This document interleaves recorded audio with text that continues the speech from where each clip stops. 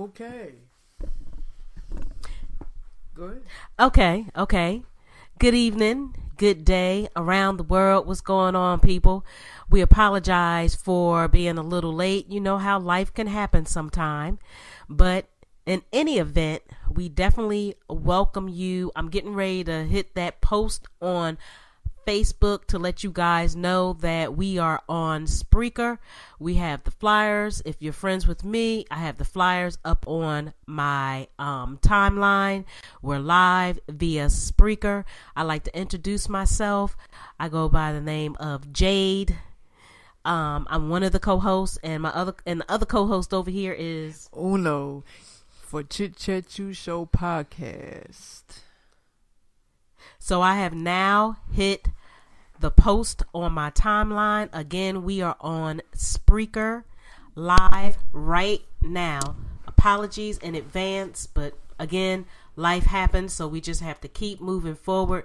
We're going to do this. This is going to be another good topics, good discussion. If you join us live, definitely, I'm thinking that you can do some feedback on here. Can you do feedback on here? Yeah, you can do feedback on so here, definitely like in the comments. Okay, so definitely in the comments, if you have a comment, if you have a question, an opinion, a thought, experience, definitely share it with us. We appreciate all those that's going to be listening to replay. Thank you as well. We hope that your weekend went good. Mine's did. However, if I sound a little congested, I am. Oh, under the weather. I have that allergy thing. It finally hit me after the whole year. We get into December, and my immune system decide that it wants to act up.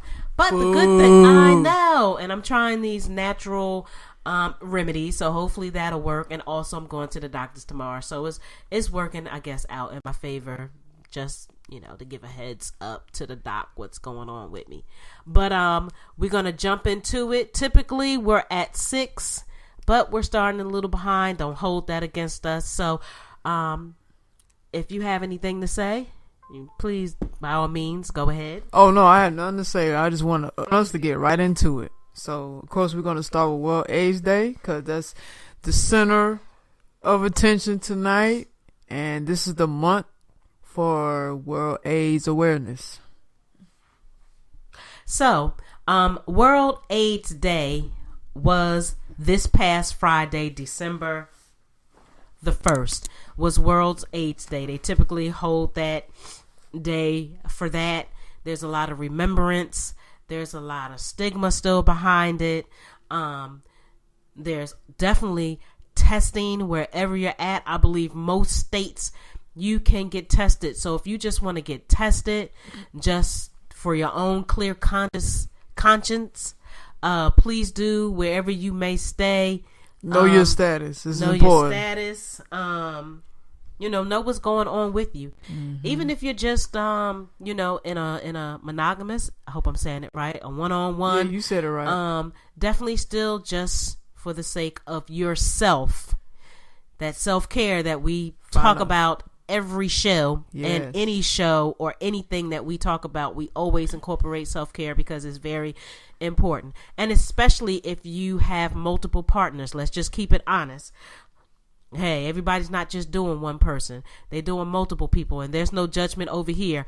I just ask that you protect yourself and you go out and you get tested because you never know who that person who you're sleeping with slept with. Right, and then you don't know who that person who they slept with slept with. So it's like a multiple thing that goes on. So definitely for yourself, for your sake, it's your an temple. Identifying chain of unknown stats, and that's not a good thing. So we want to be careful as much as possible. So please go get checked out, know your status, know what's going on with your body. Self-care is first. Respect yourself and try to respect others because that's what it's about. We don't want nobody to get hurt, and hurt don't have to mean physical all the time. Definitely. So just want to kind of dive in. Right, you gotta love yourself and respect yourself by getting tested, because a lot of times, from my understanding, that it does not show up right away. So you can be, negative, and that's good, but you just never know. Sometimes things appear later down the road, later in years. So it's just always good to be mindful, to make sure that you're taking care of your body and get tested. And please let me say, before we get into this, having AIDS or HIV is not a gay and lesbian, transgender, bisexual. No, like, it is not. There's a lot of heterosexual, straight people who have been diagnosed with HIV and AIDS. Let's get out of that ignorance, thinking that AIDS is a gay and lesbian thing. Or it comes from a gay source. Right. Because that's not true. Absolutely, it is now, not. they might have been experimented on. Scientists use the gays to see how the virus will work amongst them.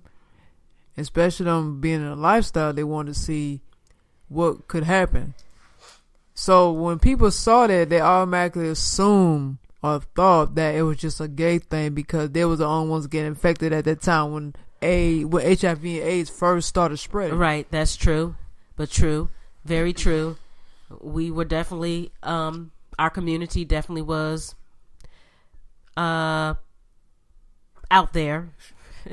So just got to be honest about that too. We were definitely, I mean, it was. But it's still not a gay and lesbian thing. Too many people throughout the years, straight people, have been diagnosed with HIV and AIDS. And let me say, just in my opinion, before we get into any type of articles, this, to me, in my opinion, was a man-made disease. Oh yeah, it was. Matter of fact, I work on the scientists who concocted the AIDS virus to people. Absolutely. In society. So we'll let's get into that a little later people. on. Definitely, you're right. Let's educate ourselves, people. Let's take what we know and pass it on. Because people are, there are people that are still dying. There are people that, I feel like if they have the money, they can get the cocktail. Oh yeah. And they can take it and poof, they don't have it no more. They don't have it anymore. But there's also natural cures for it, too. There are natural cures. That's the secret they don't tell you. Exactly. And I know a lot of people be like, oh, natural cures don't do anything. But I strongly, because I'm taking natural remedies for my allergies as we speak. And I will update you guys on that once the bottle and the tea is finished. Bottling the tea like you drinking some liquor. But it's not. Would you say liquor? But again, yes, you have to take care of your body however you choose to do it, because you may just really believe that, just the pharmaceutical way is the way to go. And if that's what you believe, that is your choice, your lane. There are other people that believe that there's natural ways. Then there's people that are in between, like they do the pharmaceutical way and they do the natural way. Whatever it is, make sure you know what you're doing. Sometimes taking natural and the medicines that the doctors prescribe, you can have bad interaction between the both. So make sure be careful, people. Exactly. Be careful of the medicines medicines, oils, whatever, that you be careful of the interaction, because it can have side effects. So jumping right into it, unless you want to, you can go ahead if you like to. I want you to go first. Go ahead. So forgive me again, people. I am just the allergies. But I will say, like I put on my Facebook, sidebar, in 6 months, I have lost 26 pounds. I am so happy. I have to pat myself on the back, because I want to pat you on the back. I was not thinking. I just knew that I wanted to change up the way that I eat, try to incorporate some exercises. I have gotten off a total of 22 meds. That's awesome. Be it physical or psychiatric meds, because I was on a combination of both, because I've shared before, yes, blah, blah, blah. I do have a mental health disability, but I do not allow that mental illness to control me. I am in control of it. And so when I went to the doctors last week and got my physical blood work, all that blah, blah, blah, in 6 months, I have lost a total of 26 pounds. All praises due to the Creator and divine intervention above. I'm going to continue this journey, and I'm also going to continue the journey before 2018 get here, because we have tendencies. I know I have. 2018 get here and I'm doing all this New Year's resolution and haven't done a damn thing. So before I get here, I've been changing my journey and I'm excited to see where I'm going to get to. Doesn't mean it's not going to be challenges. It's all how I deal with it. So I just wanted to sidebar that and let you know that you too, if you put your mind to it, your goals, your visions, whatever it is that you want, that's your lane. Don't let people take you off of that, because people will, especially if it doesn't suit their need, or if they think it sounds stupid or strange. Let them think what they want, because they're not there for you. Continue your path. I just want to say that. I was led to say that. Hey, like I said, I'm responding like it's something new that you said. I mean, I can't help it. You know, I'm just always happy that, you know, something positive that Jay does. Excuse me. I just, you know, I'm just happy that she's successful in whatever she's doing or put her mind to. So, well, thank you. You're welcome. So. And I'm proud of you too. We have to be appreciative. We as people need to be appreciative for the small blessings as well as the big ones. Absolutely, absolutely. So, I mean, yeah, you're doing a great job. I say keep up the good work and don't fall off the path. Just keep going in the direction you're going. Yay! Yay! Thank you again. Okay, we're going to jump right into this. This is coming from worldaidsday.org. Again, worldaidsday.org. And as I stated just a few minutes ago, World AIDS Day was this past Friday, December 1st. Please, even though it's not that, we're in December 4th, get yourself tested. About World AIDS Day. What is World AIDS Day? World AIDS Day takes place on the 1st of December each year. It's an opportunity for people worldwide to unite in the fight against HIV, to show support for people living with HIV, and to commemorate those who have died from an AIDS-related illness. Founded in 1988, World AIDS Day was the first ever global health day. Why is World AIDS Day important? Over 100,000 people are living with HIV in the UK. Globally, there are an estimated 36.7 million people who have the virus. Despite the virus only being identified in 1984, more than 35 million people have died of HIV or AIDS, making it one of the most destructive pandemics in history. Today, scientific advances have made in HIV treatment. There are laws to protect people living with HIV, and we understand so much more about the condition. Despite this, each year in the UK, around 6,000 people are diagnosed with HIV. People do not know the facts about how to protect themselves and others, and stigma and discrimination remain a reality for many people living with the condition. World AIDS Day is important because it reminds the public and government that HIV has not gone away. There is still a vital need to raise money, increase awareness, fight prejudice, and improve education. What should I do on World AIDS Day? Well, we passed it, but it says World AIDS Day is an opportunity to show solidarity with the millions of people living with HIV worldwide. Most people do this by wearing an HIV awareness red ribbon, which I say still wear the red ribbon for the month of December. I don't care even if December 1st was designated just for World AIDS Day. Still wear something red if you can. You can order a red ribbon they have an online shop, or pick up one in a MAC cosmetic shop and selected branches of Morrison. So I don't know if you have a MAC near you, and if you do, if they still have red ribbons. But if they don't, again, wear something red one time for the month of December, if you want to. Well, of course, they have an events page. I don't know if there's other things going on outside of that one day, but you certainly can follow up. Question: what about after World AIDS Day? So, World AIDS Day may be once a year, but you can still support people living with HIV all year round. What I just said. Sign up to NAT mailing list to stay up to date with new developments in HIV and learn how you can get more involved as an activist or as a volunteer. You can also support our work by donating to NAT. We rely on your support to continue championing the rights of people living with HIV. So again, that came from worldaidsday.org. Awesome. That's what's up. Yeah, because the disease doesn't stop December 1st. No, it goes on 365 days out of the year. That's all year round.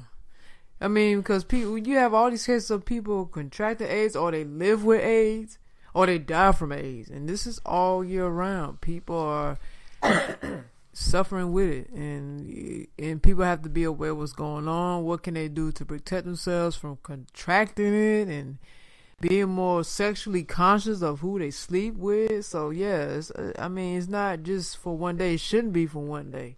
That wouldn't make any sense. Absolutely. And hashtag it.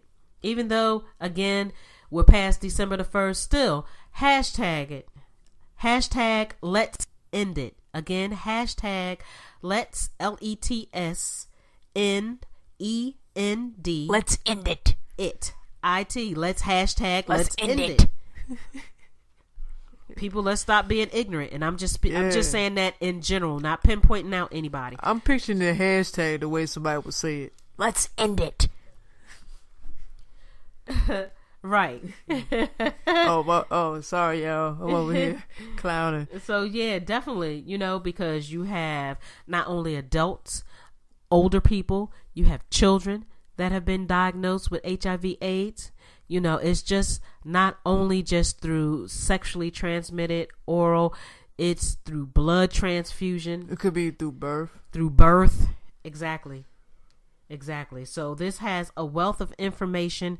You can read, once Uno post everything up, you can read it and do what you need to do in your free time. Absolutely. I have another article. I have one article here. Excuse me. It's on the website World Health Organization.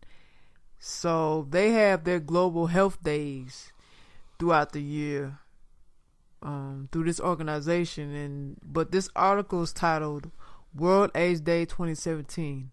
Everybody counts. Okay, this article was published on December 1st, of course. Okay, so in 2015, global leaders signed up to the Sustainable Development Goals with the aim to achieve universal health coverage, or short for UHC, by 2030. The UHC framework now lies at the center of all health programs. To complement the Global World AIDS Day 2017 campaign, which promotes the theme Right to Health, the World Health Organization will highlight the need for all 36.7 million people living with HIV and those who are vulnerable and affected by the epidemic to reach the goal of universal health coverage. Under the slogan, Everybody Counts, who will advocate for access to safe, effective, quality, and affordable medicines, including medicines, diagnostics, and other health commodities, as well as healthcare services for all people in need, while also ensuring that they are protected against financial risk. So, and then they have a bulletin here, which is, the title first is Key Messages to Achieve Universal Health Coverage, and they have bullet points. So their key messages are: leave no one behind. HIV, tuberculosis, and hepatitis services are integrated. High quality services are available for those with HIV. People living with HIV have access to affordable care. The HIV response is robust and leads to stronger health systems. And they actually have more information about this topic. So they have fact sheets on HIV/AIDS. They have World Health Organization work on HIV/AIDS. They also have guidelines on person-centered HIV and patient monitoring and surveillance. They also have something for children, which is called ART. It's a delivery for them, including adolescents, and they have stuff for pregnant and breastfeeding women, and they have key populations. So if you want to learn more about this, please go to this website, click on these highlights here. Of course, I'm going to post this up sometime during the week. All the sources that we use for this show, it will be posted up on our Instagram, so make sure you be looking out for that. But if you want to learn more, please go to this. They have a lot of information on here, so I wanted to read that real quick. Cool. I have an article from the AIDSinfo.nih.gov. Again, that's coming from AIDSinfo.nih.gov. They have a lot of information on here. I'm on the menu that you can click on the home, guidelines, understanding HIV/AIDS, drugs, clinical trials, and apps. So I'm clicked on understanding HIV/AIDS. I might be saying things repetitive, but forgive me with the articles. World AIDS Day highlights the success of worldwide efforts to combat HIV/AIDS, as well as the importance of continued support for these efforts.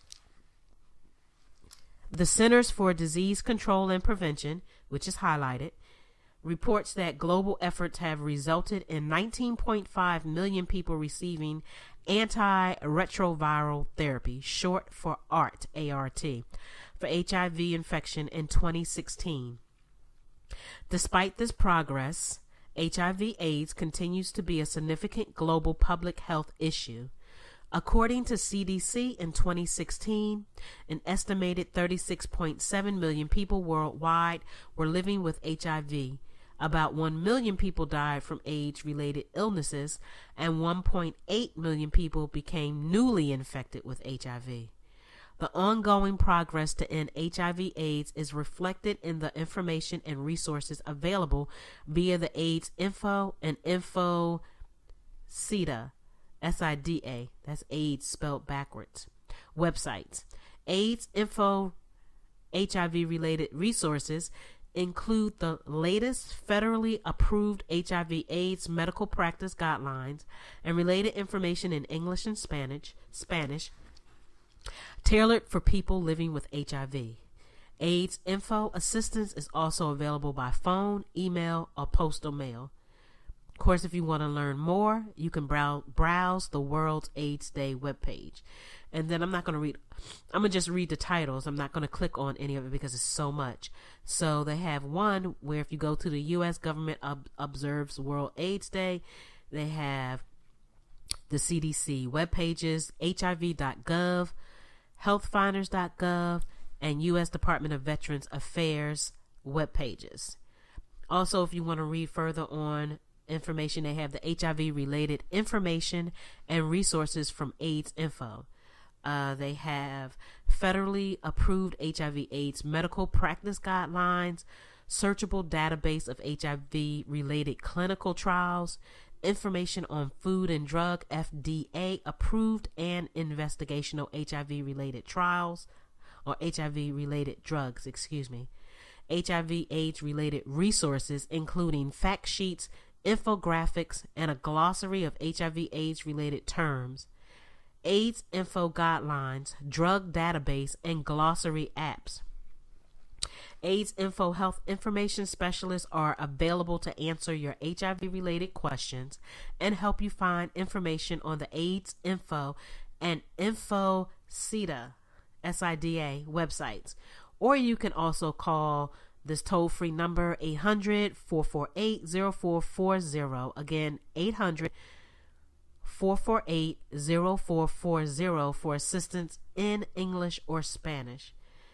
And then lastly, they have additional HIV-related information and resources, such as AIDS Source, a collection of HIV/AIDS-related resources from the National Library of Medicine, CDC's Global HIV and Tuberculosis website, HIV/AIDS from the National Institute of Allergy and Infectious Diseases, Joint United Nations Program on HIV and AIDS, UNAIDS website, and World Health Organization HIV/AIDS website. So again, this is all going to be posted because they have so much information here. Even if you just want to learn it to get a better understanding for yourself, or if you know a loved one or someone who might need some assistance, I mean, you know, you would be doing a great thing. Yeah, great service for them. Great service for them, because you know? Some people really may not just know. So, but if you you know, get out the info to them, they'll definitely be in the know now. Mm-hmm. So it's definitely important to bring awareness to AIDS. It's an epidemic, man. It's really huge. So it's so important, you know, especially with the human body. Absolutely. I sent you, as you see there, I sent you. I was one here, and then it was this one, and then it was this one. Excuse me. I thought I would share those with you, you know, during some time in the show you would like to read them. Oh, cool. Yeah. Please forgive me, the coughing and the sneezing and the congestion. Ooh, honey. It's a struggle, ain't it? It's a struggle trying to breathe out one nostril, y'all. Ooh-wee. Yeah. I'm getting through it. You getting through it. You working it out. But I wanted to talk about this idiot. Since we're talking about World AIDS Day, because there's always got to be some negative reaction or response to AIDS, right? So I have this article about Trump. He just seems to be, he's just everywhere in the headlines. And every time you turn around, he's doing something or saying something wrong, or that's just inappropriate. So I wanted to read this article that says Trump marks a World AIDS Day without gays. Oh yes, I saw that. That was on Facebook, right? Yeah. Right, I saw that. Yeah. Did you people see that on Facebook for those that went on today? If you did, that was so retarded. He just dumb, man. The dude is an idiot. He's just an idiot. But I'm gonna read it so you guys can listen to what he was doing. Listen to what I'm about to say, what he did, and why he have his orange head ass back in the headlines. So this is coming from NewYorker.com. And like Jay said, she saw it on Facebook. So hopefully if you come across it on Facebook, fine. But if not, and you want to know what's the one-on-one about this story, I'm about to read it to you. So, okay. All right.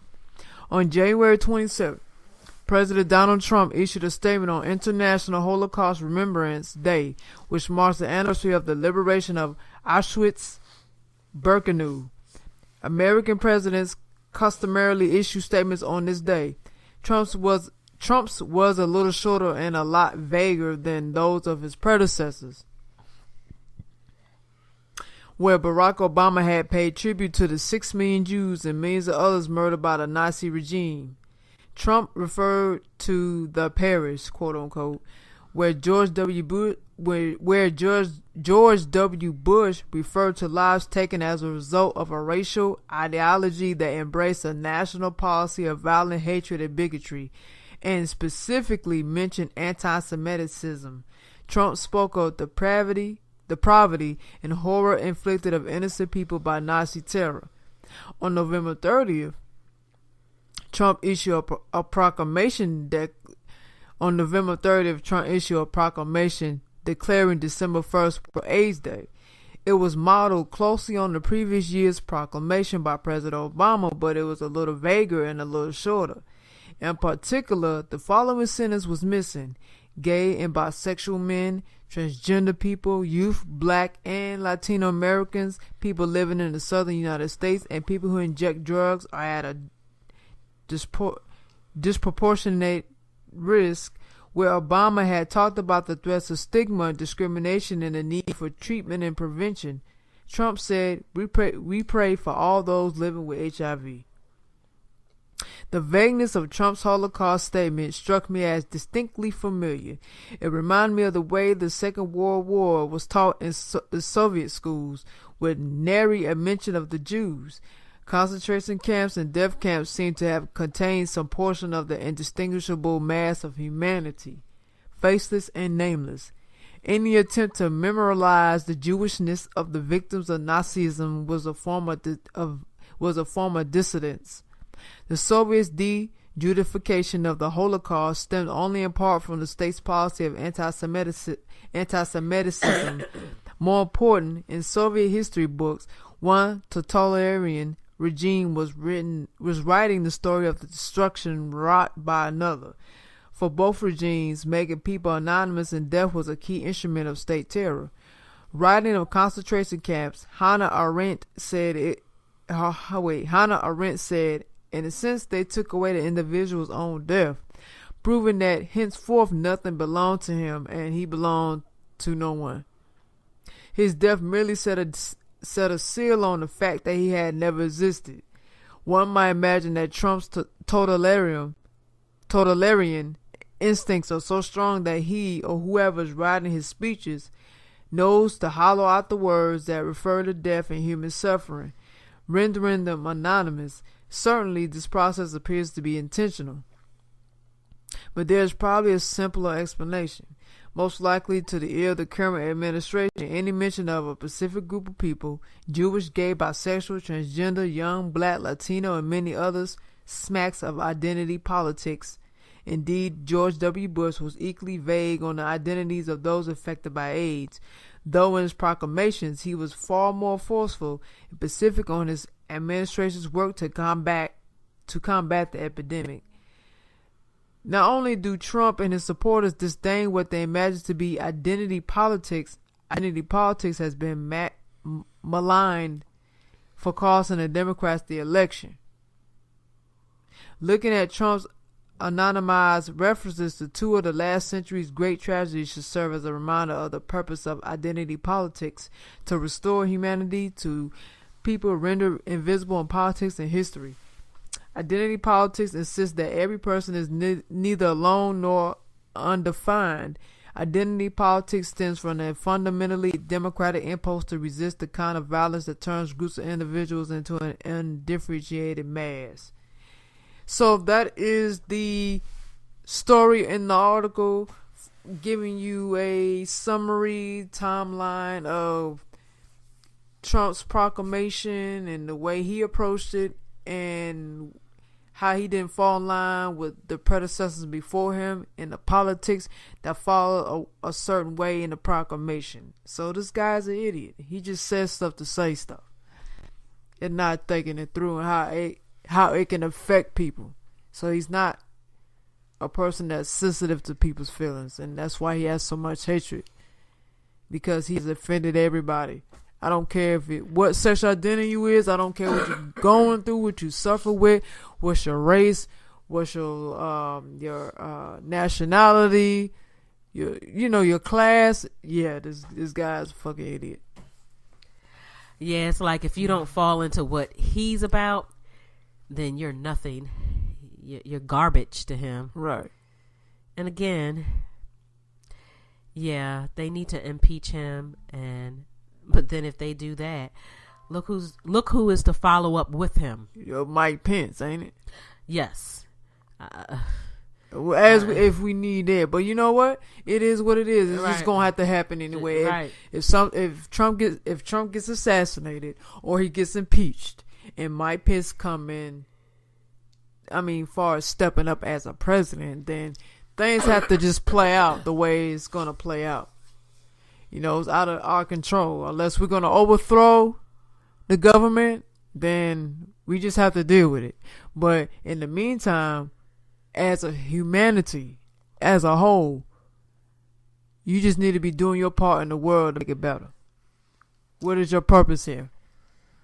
So, you can't rely on one person to fix all your problems, because that's not idealistic, and that's just not reality. You know what I'm talking about? So you gotta, take responsibility in yourself, and you go plant the seed and revolutionize everyone else. Absolutely. That, and be proactive, like you said, and because I don't care where you stay. I don't care if they're black in the political scene, white in the political scene. Like you said, I still feel that we as human beings, humanitarians, we need to still be proactive and do what we need to do as well. Because one person, two people cannot solve everything. They just can't. We have to fight for what's ours, whether it's physical or non-physical. We have to fight for what's ours. I know people don't believe in the physical. We have to pray it out. No, you can't pray everything out. Some things actually takes force. Like, it actually takes physical work. So, I mean, you got to get out of that mindset, too. You got to have a balance of both. You can't have one or the other now. The same thing if you're trying to get yourself together, right? You say people say they physically want to get themselves together. Okay, now that you don't got your physical together, how about your mental state? How about your spiritual state? You got to have it all together as a balance.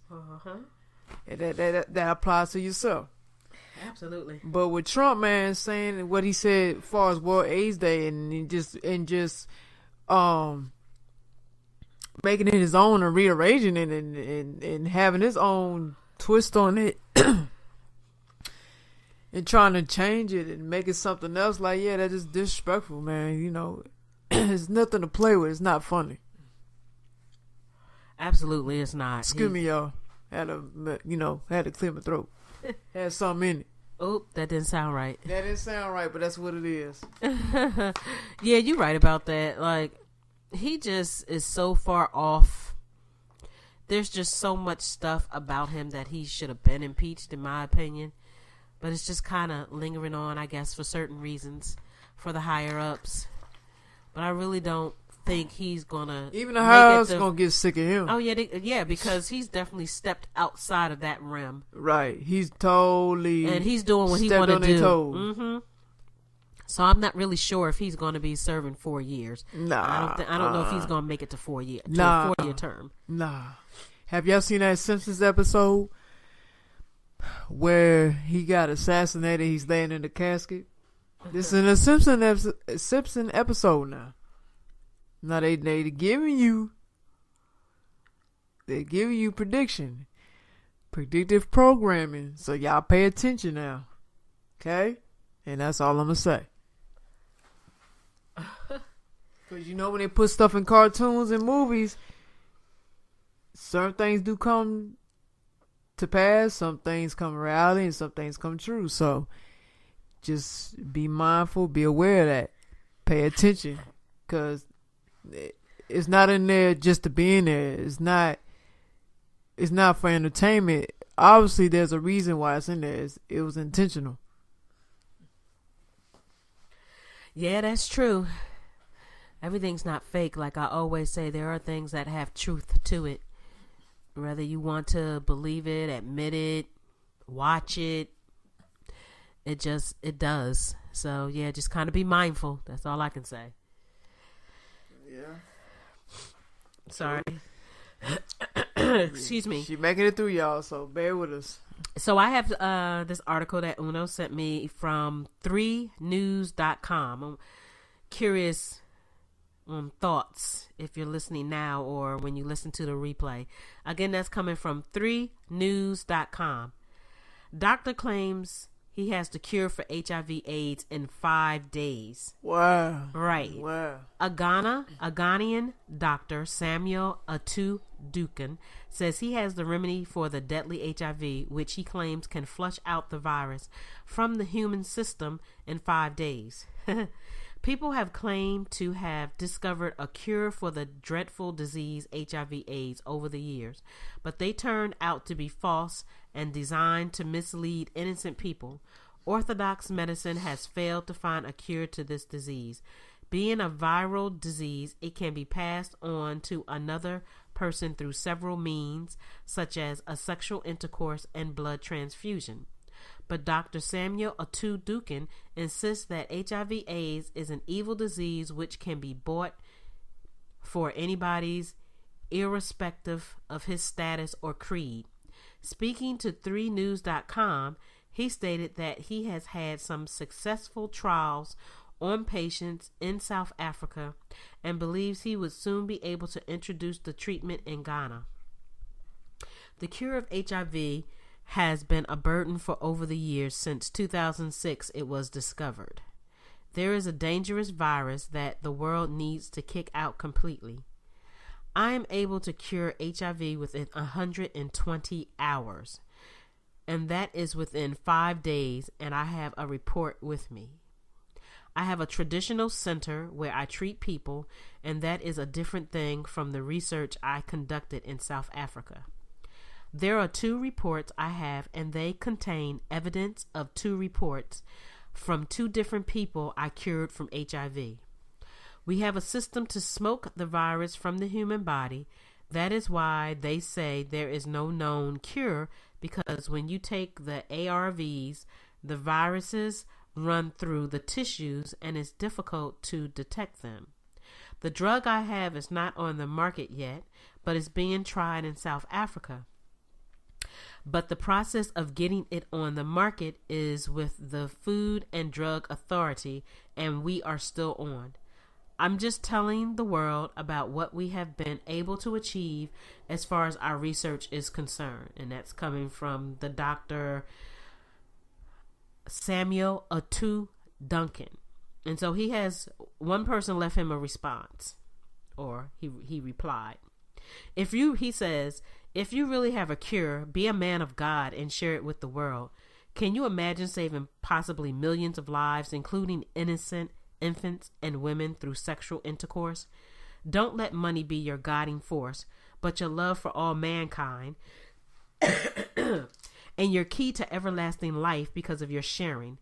Thank you, my friend. So that one person left his comment on that. Wait. Now, this is my thing about that. I mean, I agree with what he's saying, but there's also got to be protocol with that too. If this African brother, Kemetic brother, that has a cure for AIDS, and he's been testing this on patients and has been seeing results. I mean, you gotta realize he is in another country, and that's what is implied in the story. I mean, right. In the article. So he's in another country, which means, like, how is he gonna get that medicine over here? What guidelines he got to go through to make sure the medicine gets here? What paperwork does he need for us? Like, I mean, technically like a citizenship, or to even, I mean, he would be a legal alien. So he has to go through that protocol paperwork. And let's keep in mind, in America, it's a restriction on practicing the holistic and natural way. So his life could be at risk. Mm-hmm. I'm not saying that's not an excuse to not cure people, but I'm just saying you gotta look at the odds that's stacked against him too. You know, he can't do it by himself. He's gonna need a team of people that's gonna not only help him but protect him, to make sure that his treatment gets to everybody that needs to. So, I mean, you got to really think that through. I mean, it's like he's making it seem like he's just got to fly over here and give it to everybody and save millions of people that's affected with AIDS. And it doesn't work like that. It's a certain protocol procedure you got to go through. And then, then you got to fight against a system that oppresses the natural, holistic avenue. True. So you just gotta look at all those angles. That's all I'm saying. I'm not saying I disagree with him, but I'm just saying also it's not as easy as he think it's supposed to be. That's all I'm saying. Right. Well, you definitely, I mean, you have to do it in the U.S. So because he's coming from another country, you definitely have to do it. And unfortunately, they discriminate over there in the South African country. I believe that's where he's at, in the South African. Yeah, and Kemet. Kemet. He's in Kemet. So you definitely, I mean, that's red flags too. So just like you said, he has to wear everything, and because he's definitely going to be up against a fight with that. A huge one. Yeah. So yeah, I mean, I get it though. I get it. You know. So there was one more I sent you. I think. I know. I don't know if you got it or not though. I'm gonna touch on that after I. So if you're in the Metro Atlanta area, excuse me, I'm really congested right now. See if it's gonna show up. Again, if you're in the Metro Atlanta area, I'm just gonna read off a few places where they do HIV, where they do the HIV/AIDS testing. If you're not in any of those areas, you can certainly Google it and find out what's near you. So we have AIDS Atlanta, that's in Atlanta. You have Perimeter Clinic, that's in Atlanta. And all of this is going to be, you guys will be able to read it, check it out. Any Lab Test Now in Atlanta. NASEM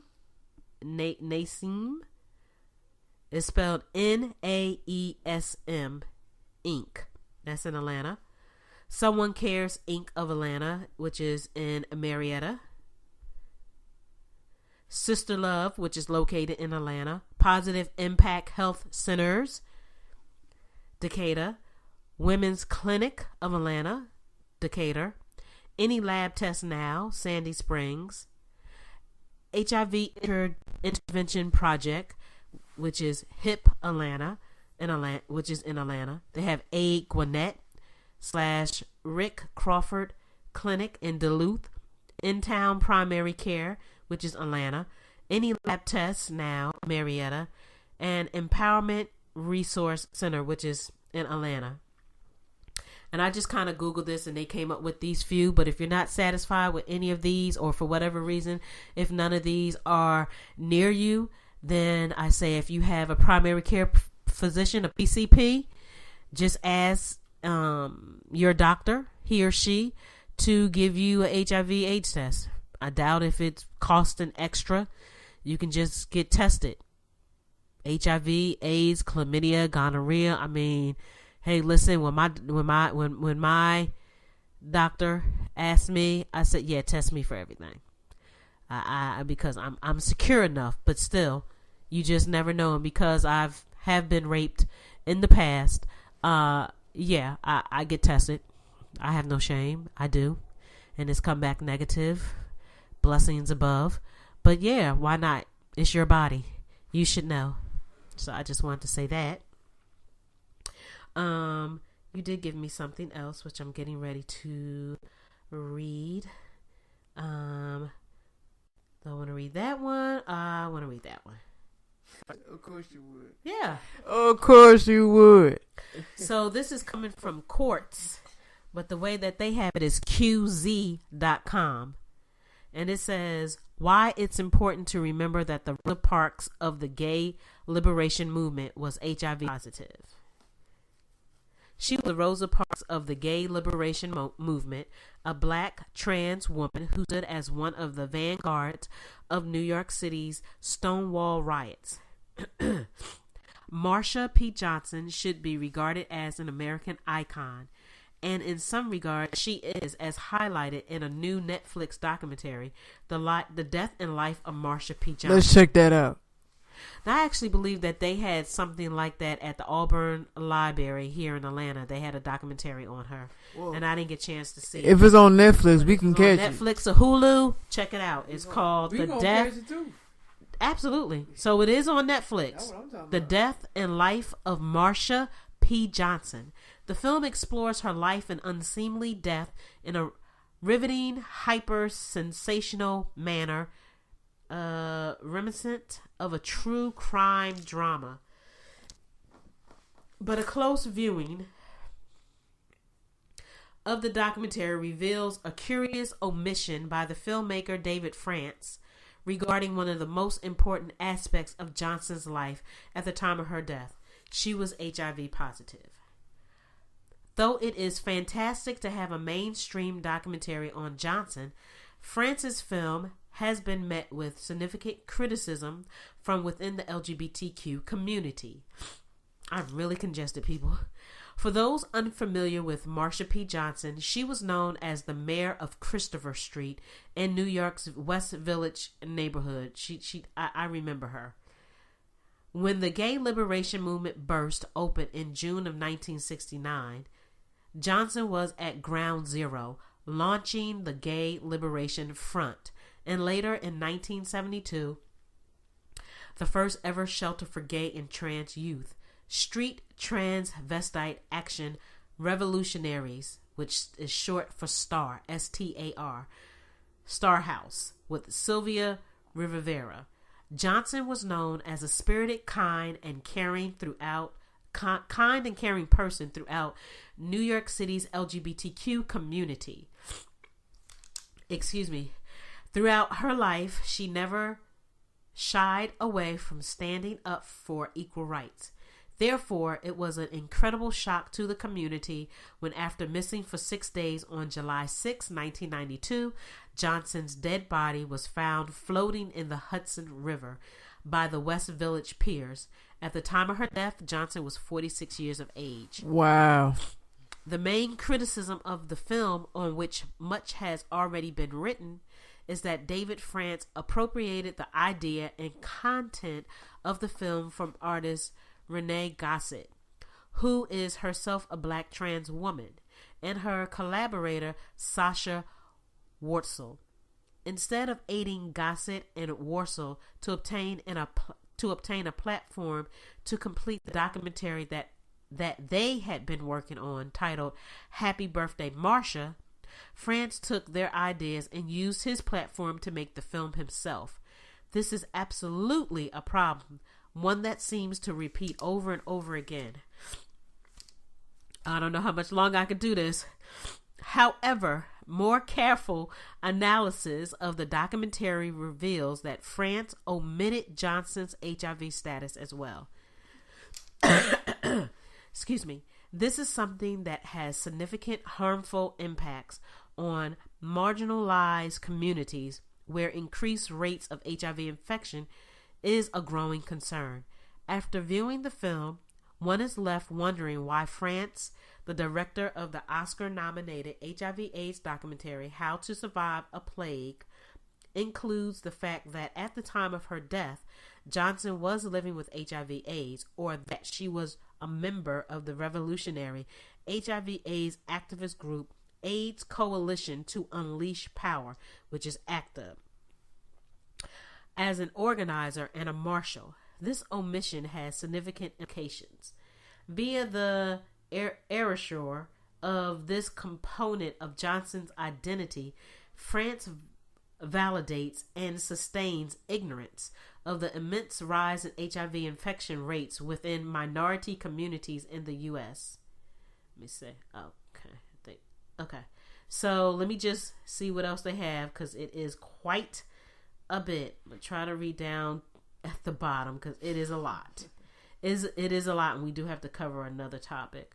Okay, so I'll just read this very bottom, and you guys can read this article and it's the full thing at your time. Very informal and monumental article. Yes. So since and let me just plug in ACT UP from what I remember back when I was in Philly.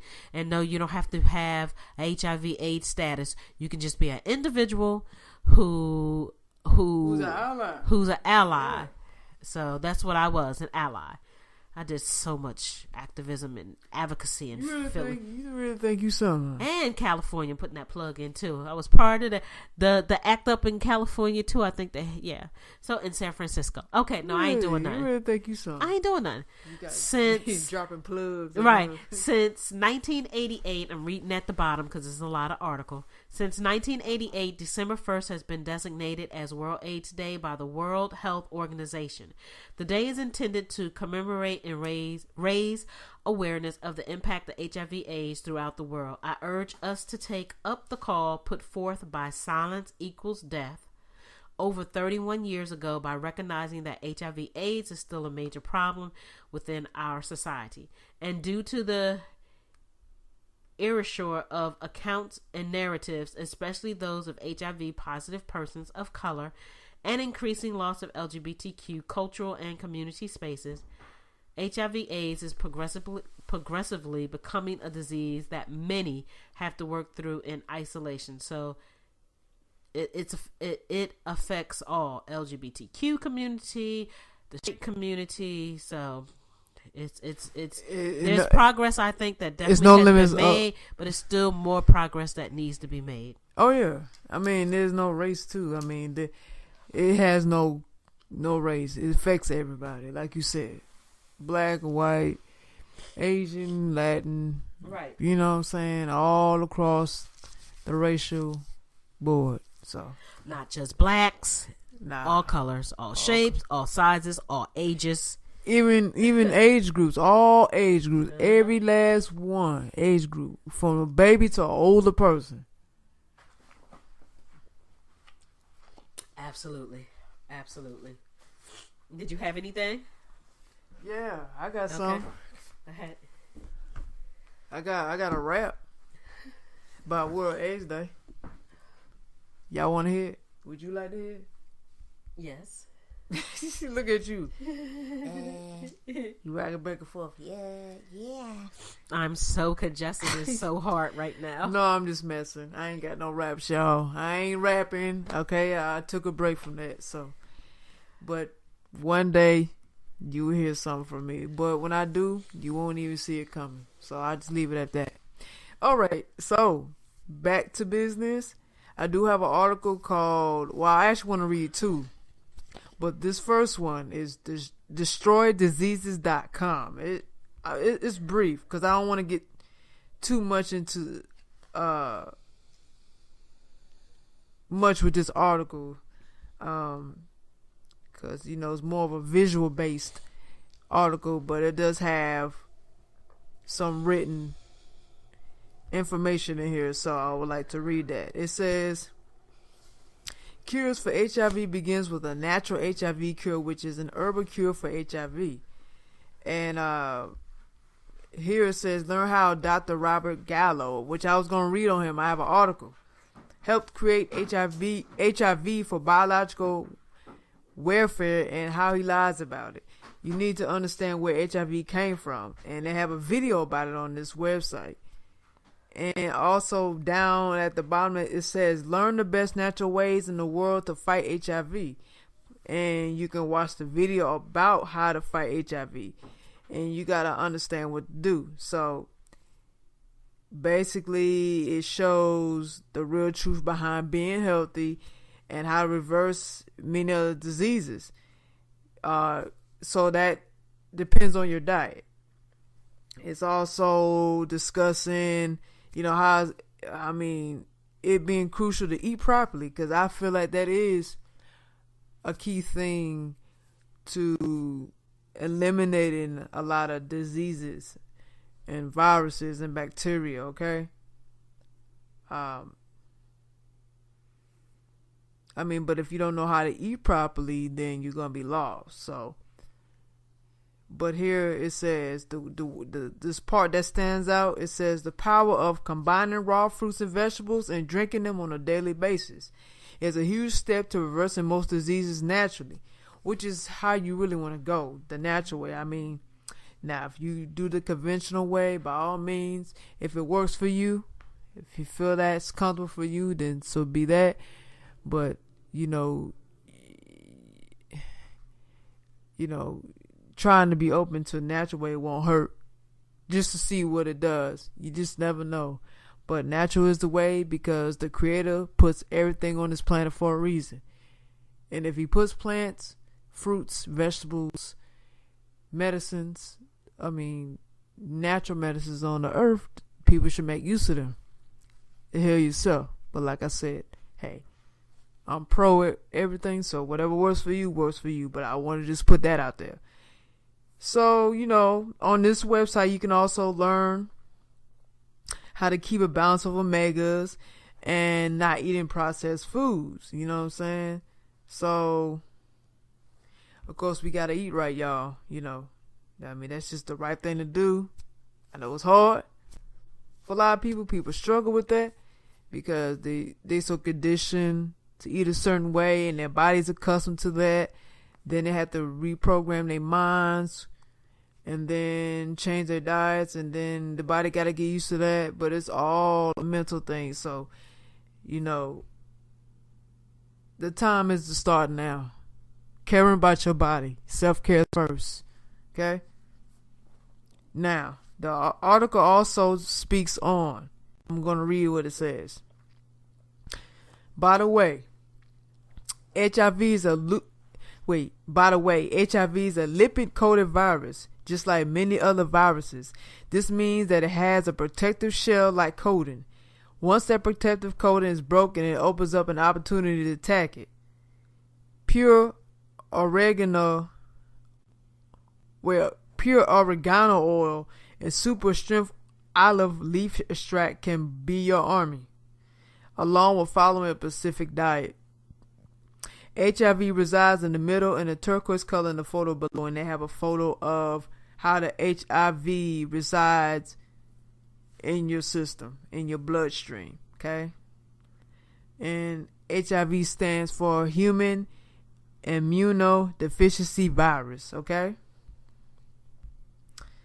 And they have stuff you can learn about the natural ways to fight HIV. They also have link where you can buy the 100% pure oregano oil, which is from the Mediterraneans. And this is not the same oregano from the grocery store. It's two different oreganos. We talking about the raw, natural, pure oregano oil that come from the Mediterraneans. They have a link for that. You just click on that link here. You buy the super strength olive leaf extract, okay? Either that, the olive leaf extract, which is the pure form of it, or the pure oregano oil, which come from the Mediterraneans. All right, you can't get these in the grocery store, y'all. You got to go on the website and get it. All right. So, but of course, they're entirely different plants. All right, y'all. So now, this is what it says about olive leaf extract. This extract helps to fight bacteria, viruses, retroviruses, which is the lipid-coated cells, and protozoa and yeast strains. HIV is a retrovirus. So these natural ways is not drugs. So they have a link where you can click on why it's not a drug. And let's see what else they have. They recommend another good natural supplement here. It says they have a video. It shows the turmeric keeps HIV from progressing into full-blown AIDS. So, you know, if you're living with it right now, keep these natural remedies or cures in mind. It could be very helpful. I would suggest that, you know, be open to it and try it. It could be very helpful to your life. You just never know. Okay? You know, mix it up. It don't always have to be traditional, the conventional way of medicine. You know, if you try another way, it could work. You know, I know everybody has their own way, twist, and what's comfortable for them, but, you know, it doesn't hurt to try, right?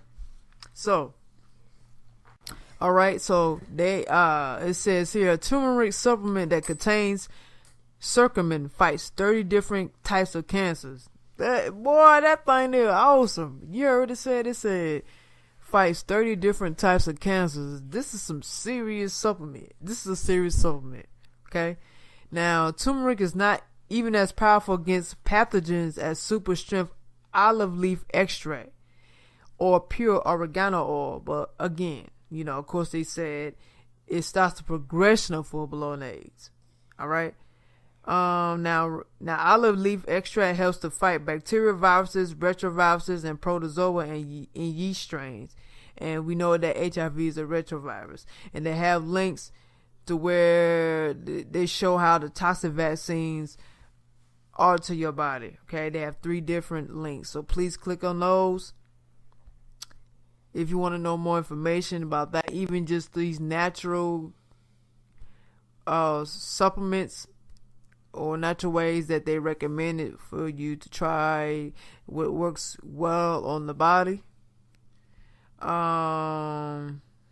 Okay, so I'm gonna read this part. It says cures for HIV can happen with nature quickly. Cures for HIV are not well known and have been around for years. An herbal cure for HIV has always been an option, but this has sadly never been publicized. A natural HIV cure is truly the best solution at this point. Drugs and retroviral treatment may keep the virus from spreading, but do not eliminate the virus. You see that? I'm going to read this part again. Drugs and retroviral treatment may keep the virus from spreading, but do not eliminate the virus. So with these medicated drugs, the only thing these medicines do, you don't even have to just be for HIV. I'm talking about on a physical level, on a mental level. You take stuff for mental illness. All this stuff, all this is temporary. It's temporary medicine that just slows you down. It slows the process of everything down. And a lot of the times they have side effects. So, it's risky taking a lot of these prescription drugs, okay? But again, if it works for you, by all means do you, but it doesn't beat the natural way. Like I said again, the Creator put stuff on this earth for a reason. And if it's something to do with trees, leaves, roses, grass, natural medicines, anything of that nature, anything that the Creator's put here is useful. So it is used for healing. So people got to take advantage of that. Okay. And here it says on this website that there are many different approaches that have been around for years, claiming cures for HIV. Bob Beck started a few of these methods. We really are not sure if any of these are effective. I believe they is. Trying to discredit the man. See, a lot of that's going on too. If you look up these articles and when they have it, when people counteract the drugs that are out here for people to get treatment, and then there's people that come along that have a better product to the solution to the typical prescription drugs, then they're labeled as crazy, or they get discredited and say it's not curable, or say this method is not going to work. Well, so but that's how it's effective, because of that. Okay. And it says here, we don't believe in electrotherapy methods or any other methods he suggests or claims are cures for HIV. This is just a matter of opinion, though. So there's a lot of other stuff on here. I'm not going to go through all of it. It's a lot to read. But if you want to check this out, destroydiseases.com. I will post this on Instagram, all the links, so you can check it out for yourself. Got a lot of great information. I do believe that stuff can cure you. And then this man just gave you the key to that. What do you think of that article? I do have one more, but I just want to see what your thoughts was. Just at least what you caught. Okay. That stuck out to you. So it just kind of takes me back, as I've stated before in previous shows, that just growing up with my Nana, who was an RN, who was really into natural remedies, because she used to make natural remedies, cough syrups and rubbing salves and all of that stuff. And as nasty as it was, it cleaned you out and you weren't sick for a long time.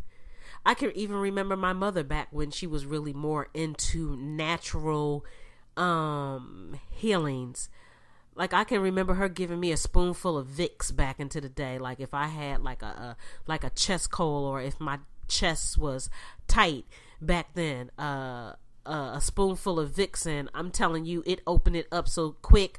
She wrapped me up, you sweating it out, and boom, like you were healed. And all those natural remedies work. We got away from it because I have to say, including myself, we got conditioned. Yeah. We got conditioned. And I just said that. Right. We got conditioned. Yeah. And so, again, I'm not here to tell, preach, pray. None of that into telling you what you should have, could have done, because your lane is your lane. Whatever you feel that works for you, that's your lane. Whatever I feel that works for me, that's my lane. I just know that there has, again, as I stated earlier in the show, I was on a total of 22 meds. You made that known strong to 22. 22 meds. Like a combination more of psychiatric meds out of those 22, and a few for my diabetes. I'm shaking my head on and my migraines and my high blood pressure and cholesterol that they say I have. And just knowing throughout my life from the time that I started on meds, especially for all of them, but especially for those psychiatric meds, it is not a game if you've never experienced it personally yourself. You can hear it from somebody else. They can tell you your story, but until you have actually lived it for yourself, I don't think that you honestly will fully understand what these psych meds do to you. They will make you see things, hear things, do things. You have these meds that's proven, like the Prozac. It makes you suicidal. You have these other different types of drugs that make you suicidal as well, and also homicidal. And I have experienced both. Not that I've killed anybody, but I've certainly felt suicidal enough in my life from taking these meds. And then it's like you're almost a lab rat, because if it's like if one don't work, then they go, okay, well, let's try this one. And so then you're on another one. And for every side effect that you have from these meds, because trust me, there are side effects to all of them, horrible side effects to all of them. They're going to put you on something else to try to get rid of that side effect, but you have now brought on a new side effect from the new drug that they put you on. So it is a repetitive thing to the point where you look like you are zombied, or you zombied out, or you are just high on drugs for the rest of your life, pretty much. And people do get accustomed to that, because they say in their head, oh, it's really worked. So like Uno just said, it's a Band-Aid, because it's just a temporary fix. You're not cured. It's a temporary, it slows down the process, just like when you have dementia or Alzheimer's, which I believe that there is a cure to that, a natural remedy cure to that. The medicines that they put people on is just, it slows down the process. It does not heal it. It's just a Band-Aid. It's a Band-Aid. Like you said. Meanwhile, patients lost a lot of weight. I'm talking about the Alzheimer's or dementia people, patients. I watch my mom. I've said in shows, my mother has dementia. There are times where she's like a little kid. She's lost, well, she hasn't lost all, but she's lost enough of her independent ways, though she does still have some independency, but the weight lost and all of the meds that she has to take is just, and they're strong meds. They're not these little weak. No, these are strong meds that are affecting her brain, just like when we take these medicines. They are affecting our brains. It's almost like I feel like your brain is shrinking. And you're something that like you just kind of lose, like you lose independency. And I strongly believe in natural, because again, as Uno said, our ancestors, they didn't have doctors. If they had home doctors, their remedies were natural, more natural based. The creator, divine intervention, whatever you choose to call it, plant-based. The trees, like you said, the leaves. There's honey in trees. Oh yeah. the grass, just the whole natural concept. I truly believe I'd rather take a chance, to be honest. That's why I stopped taking all those meds. I'd rather take the chance and go natural. Not to say that natural don't have some side effects, because they do. I would be lying. But I'd rather take that chance with them, because I feel, in my opinion, that it's a difference with that side effect versus those pharmaceuticals. And that's why I've chosen to go natural. If a nut and berry gonna heal you, okay, I'm gonna take that and berry. Like walnuts, you gonna take that chance. I'm gonna take that chance. Yeah. Like nuts, like I want to say walnuts. What's the worst that can happen to you? Walnuts. Nuts they and say. Come on. They say, and I've seen it several times. They say, if you take a handful of, I believe it's walnuts, that could help with depression versus taking Prozac. And it's some other type of nut that you can take for migraines. And lavender is a natural. It has a lot of different benefits. So again, we can't say what you should have, could have done, because that's you. But honestly, like Uno just said, I'd rather take that chance. And that's why I've changed my remedy of what I intake. I'm taking black seed oil, which I'm getting ready to read that article once Uno is done. I'm taking black seed oil now. I'm taking it straight raw. Like, that didn't sound right. Right, straight raw, no chase. Straight raw, no chase. I'm taking That's the how oil. it get down. These Johns don't know. These Johns don't know, son. Like, I'm strictly taking black seed oil. Okay? And it is nasty. But you know what? That's the best stuff for you. It's going to do me some good. I just started. This is actually my second day taking it. But I know I have a cold. I'm congested. But I strongly believe that this is going to work. And I'm incorporating some other natural benefits into my body. Because she really thinks she doing something, y'all. Yes. Because when I went to the doctor last Tuesday, my blood pressure was high. No. You don't need to get there no more, please. What is the sense of me clearly taking a bunch of lisinopril, which is for hypertension, high blood pressure, and it's not doing anything? So did it raise up your blood pressure or what? I don't know. Not a doctor. I just know that it was not effective and I needed to stop. Just like I stopped taking my metformin. Yes, I went cold turkey, people. And I know a lot of people are like, oh my God, I can't believe that she's doing it. Oh my God, yes, I am. I did. So it's not doing nothing for me. The way my body, the way my body is set up is not the way that your body is set up. My diabetes and what they say that I have, we may have the same diagnosis, but our bodies react differently. Right. And if I feel like my body accepts more natural treatments, then that's what I'm gonna do. Because losing 26 pounds, I see that I've been doing something a little right. So I'm gonna continue. So I just, do what's right for you. That's all we say. Do what's right for you. Just be mindful. Research what you do, whether it's natural or, pharmaceutical. Do what's right for you, because it's your temple. That's it. Now go ahead. Stop playing with that mean mugging face she got over here. I'm glad y'all can't see us. I'm having a moment over here. Sorry. I'm glad you can't, because I know why she having a moment. Oh, okay, I'm bad. Okay. Well, I'm going to merge these two articles. This first one I'm not going to read a lot, because it actually coincides with each other. Like, the timeline of AIDS. Like, the origin, and then the creators around the origin of AIDS. Okay? This one is from www.originofaids.com. Okay, the origin of AIDS and HIV may not be what you have learned. Most believe that the origin of HIV, the AIDS virus, derives from some natural evolutionary event.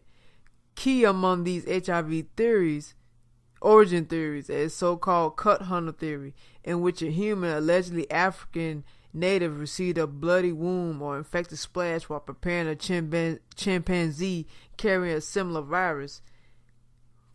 Most recent research, along with the scientific consensus, holds that the origin of HIV and AIDS could never have happened this way. In 2001, the Royal Society of London's conference proceedings, which sought to determine the initial cause of AIDS and the origin of HIV, were published for the world to behold. The most highly respected scientists and academicians debated the possibility that HIV-1, the most widespread and deadly human AIDS virus, evolved from accidental vaccine contaminations and subsequent transmissions to mostly African villagers. The oral polio vaccine, or OPV, received the focus of interest here since that vaccine was partially derived from growing live polio viruses in monkey kidney cells that have historically proven to be contaminated with cancer viruses such as SV40, which is the 40th monkey virus ever discovered.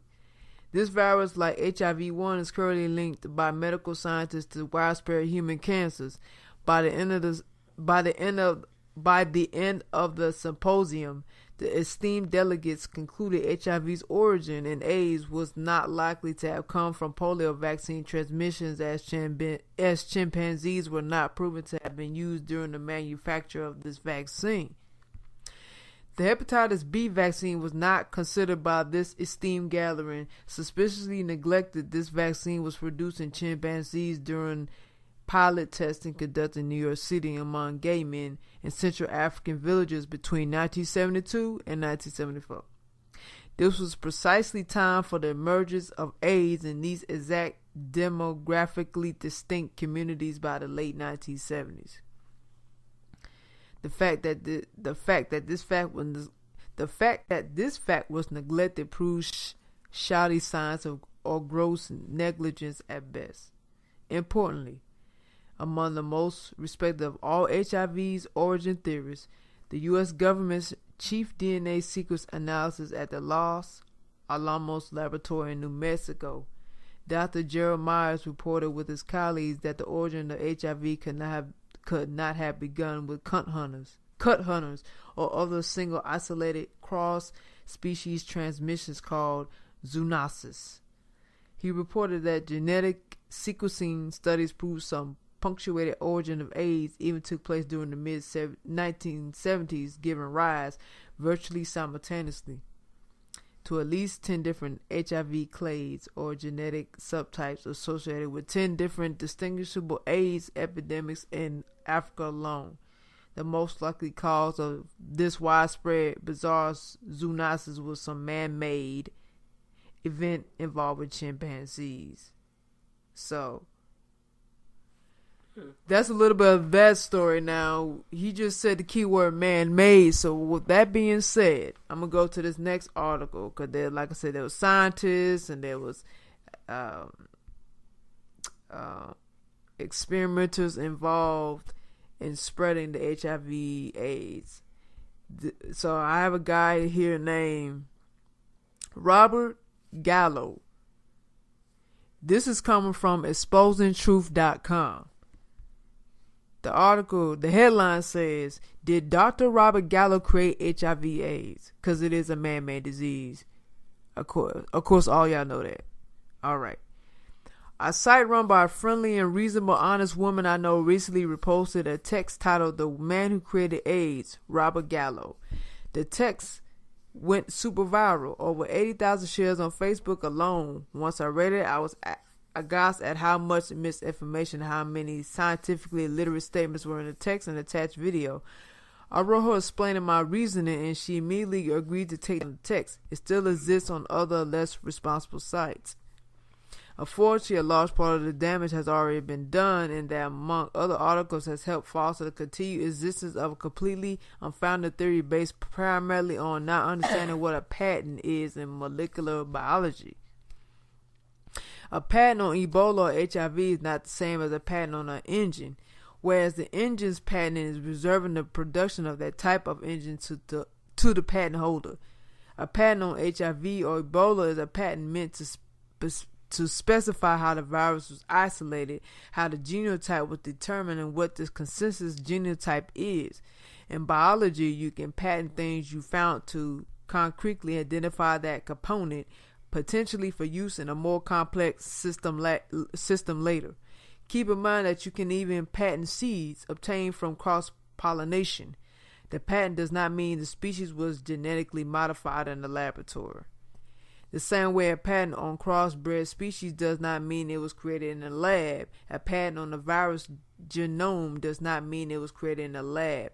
Robert Gallo first published his isolation and identification of HIV in 1984 and patented this in 1985.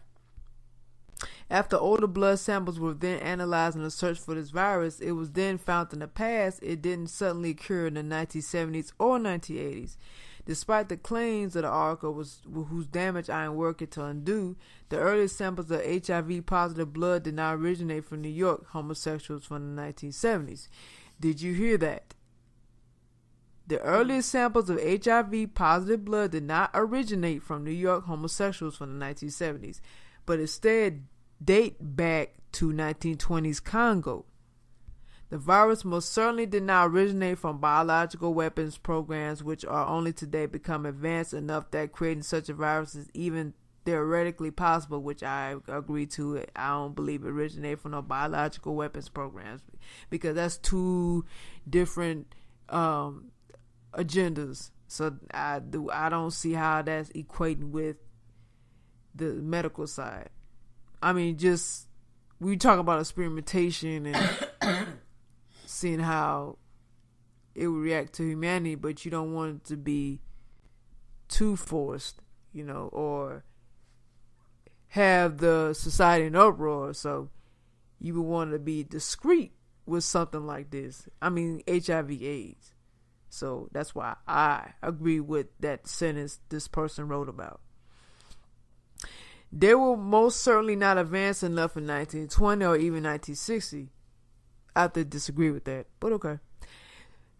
To create a synthetic retrovirus, which I might add has still never actually been accomplished. One of the articles I saw blaming Gallo comically claims that chimps were supposedly deliberately infected and released in 1979, which somehow led to the virus occurring in New York in 1971.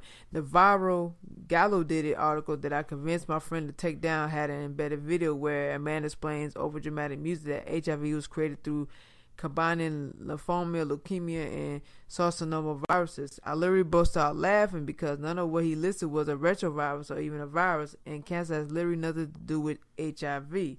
You could spend your life combining lymphomas, sarcomas, and leukemia, and you will still never end up with a retrovirus at the end.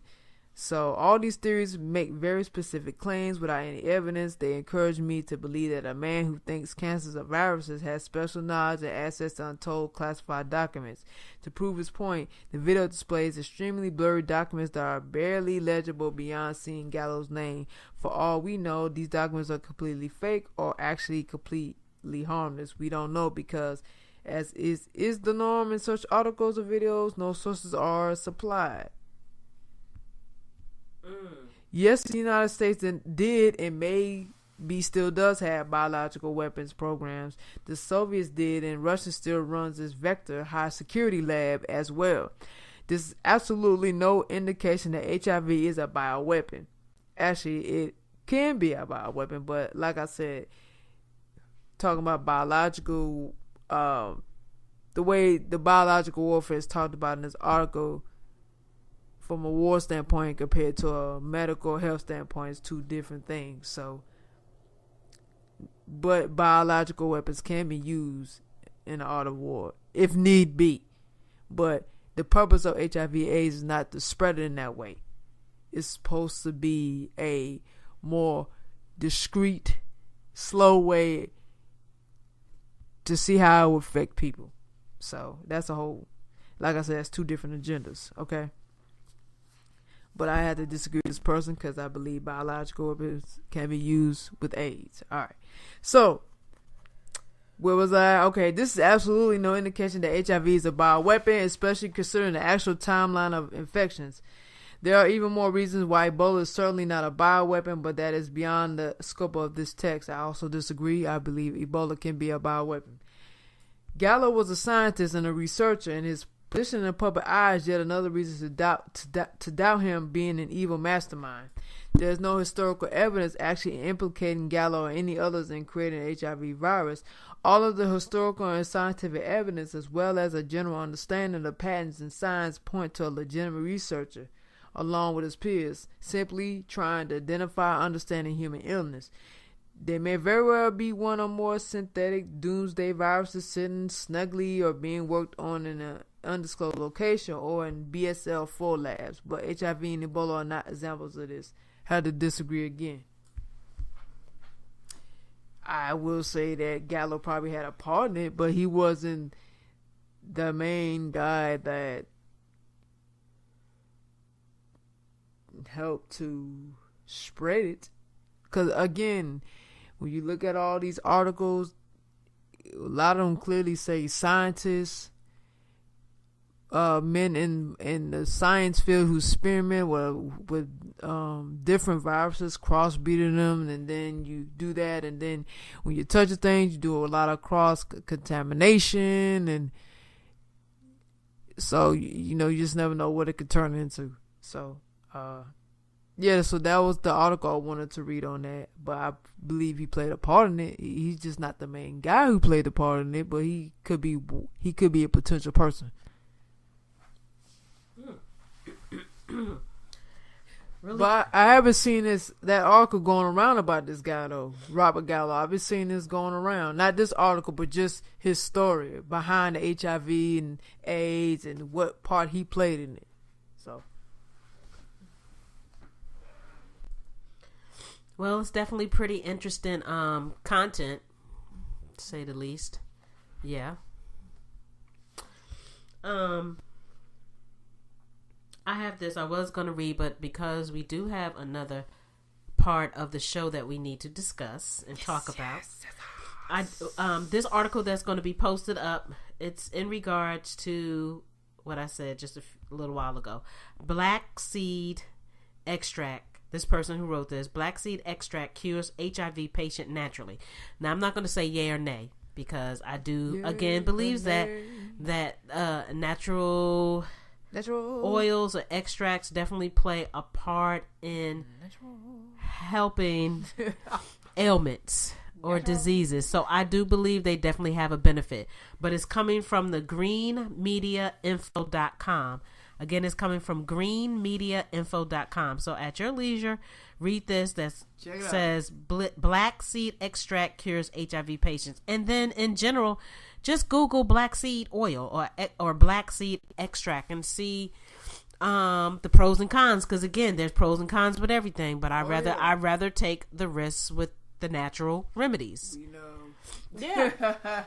I'm gonna be the one of the advocates for natural remedies. Why not? You should be. So, we're gonna move along, and moving along, right along. We're going to talk about now the situation. Slave trade in Libya. Absolutely. It's serious. Slave trade in Libya, and it just surfaced out of nowhere. Yes. People think it's not a conspiracy. People think it's a false headline, a story, a incident, a event. But okay, whatever. Right. Whatever. It's been going on. It was just meant to come out now. Y'all forget we living in the last days. Times of revelation. I believe it. But proceed. I'm sorry. No, that's okay. I'm going to read something from time.com. Again, that's time.com. The Libyan slave trade has shocked the world. Here's what you should know. A video of men appearing to be sold at auction in Libya for $400 has shocked the world and focused international attention on the exploitation of migrants and refugees, the North African country. The footage and subsequent investigation conducted by CNN last month has rallied European and African leaders to take action to stop the abuses. On Wednesdays, the leaders of Libya, France, Germany, Chad, and Niger and 4 other countries Niger, excuse me, and Niger and 4 other countries agreed on a plan to evacuate thousands of migrants stuck in Libyan detention camps. The grainy undercover video appears to show smugglers selling off a dozen men outside of the capital city, Tripoli. Yeah. Does anyone need a digger? This is a digger, a big strong man. He'll dig, said an auctioneer, according to CNN. What am I bid? This is what it says. The report has drawn attention to an issue that aid and migrant groups say has gone on for years. See, that's what I'm saying. Why is there a slave trade in Libya? Libya is the main transit point for refugees and migrants trying to reach Europe by sea. In each of the last 3 years, 150,000 people have made the dangerous crossing across the Mediterranean Sea from Libya. For 4 years in a row, 3,000 refugees have died while attempting the journey, according to figures from the International Organization for Migration, IOM, the UN's migration agency. The Libyan Coast Guard, supported with funds and resources from the EU, and more specifically Italy, has cracked down on boats smuggling refugees and migrants to Europe, with estimates of 400,000 to almost 1 million people now bottled up Libya. Detention centers are overrun, and there are mounting reports of robbery, rape, and murder among migrants, according to a September report by the UN Human Rights Agency. Conditions in the centers have been described as horrific, and among other abuses, migrants are vulnerable to be sold off as laborers in slave auctions. It's a total extortion machine, Leonard Doyle, Director of Media and Communications for the IOM in Geneva, tells Time, fueled by the absolute rush of migrants through Libya, thinking they can get out of poverty, following a dream that doesn't exist. The IOM said in April that it had documented reports of slave markets among the migrant routes in North Africa, tormenting hundreds of young African men for Libya.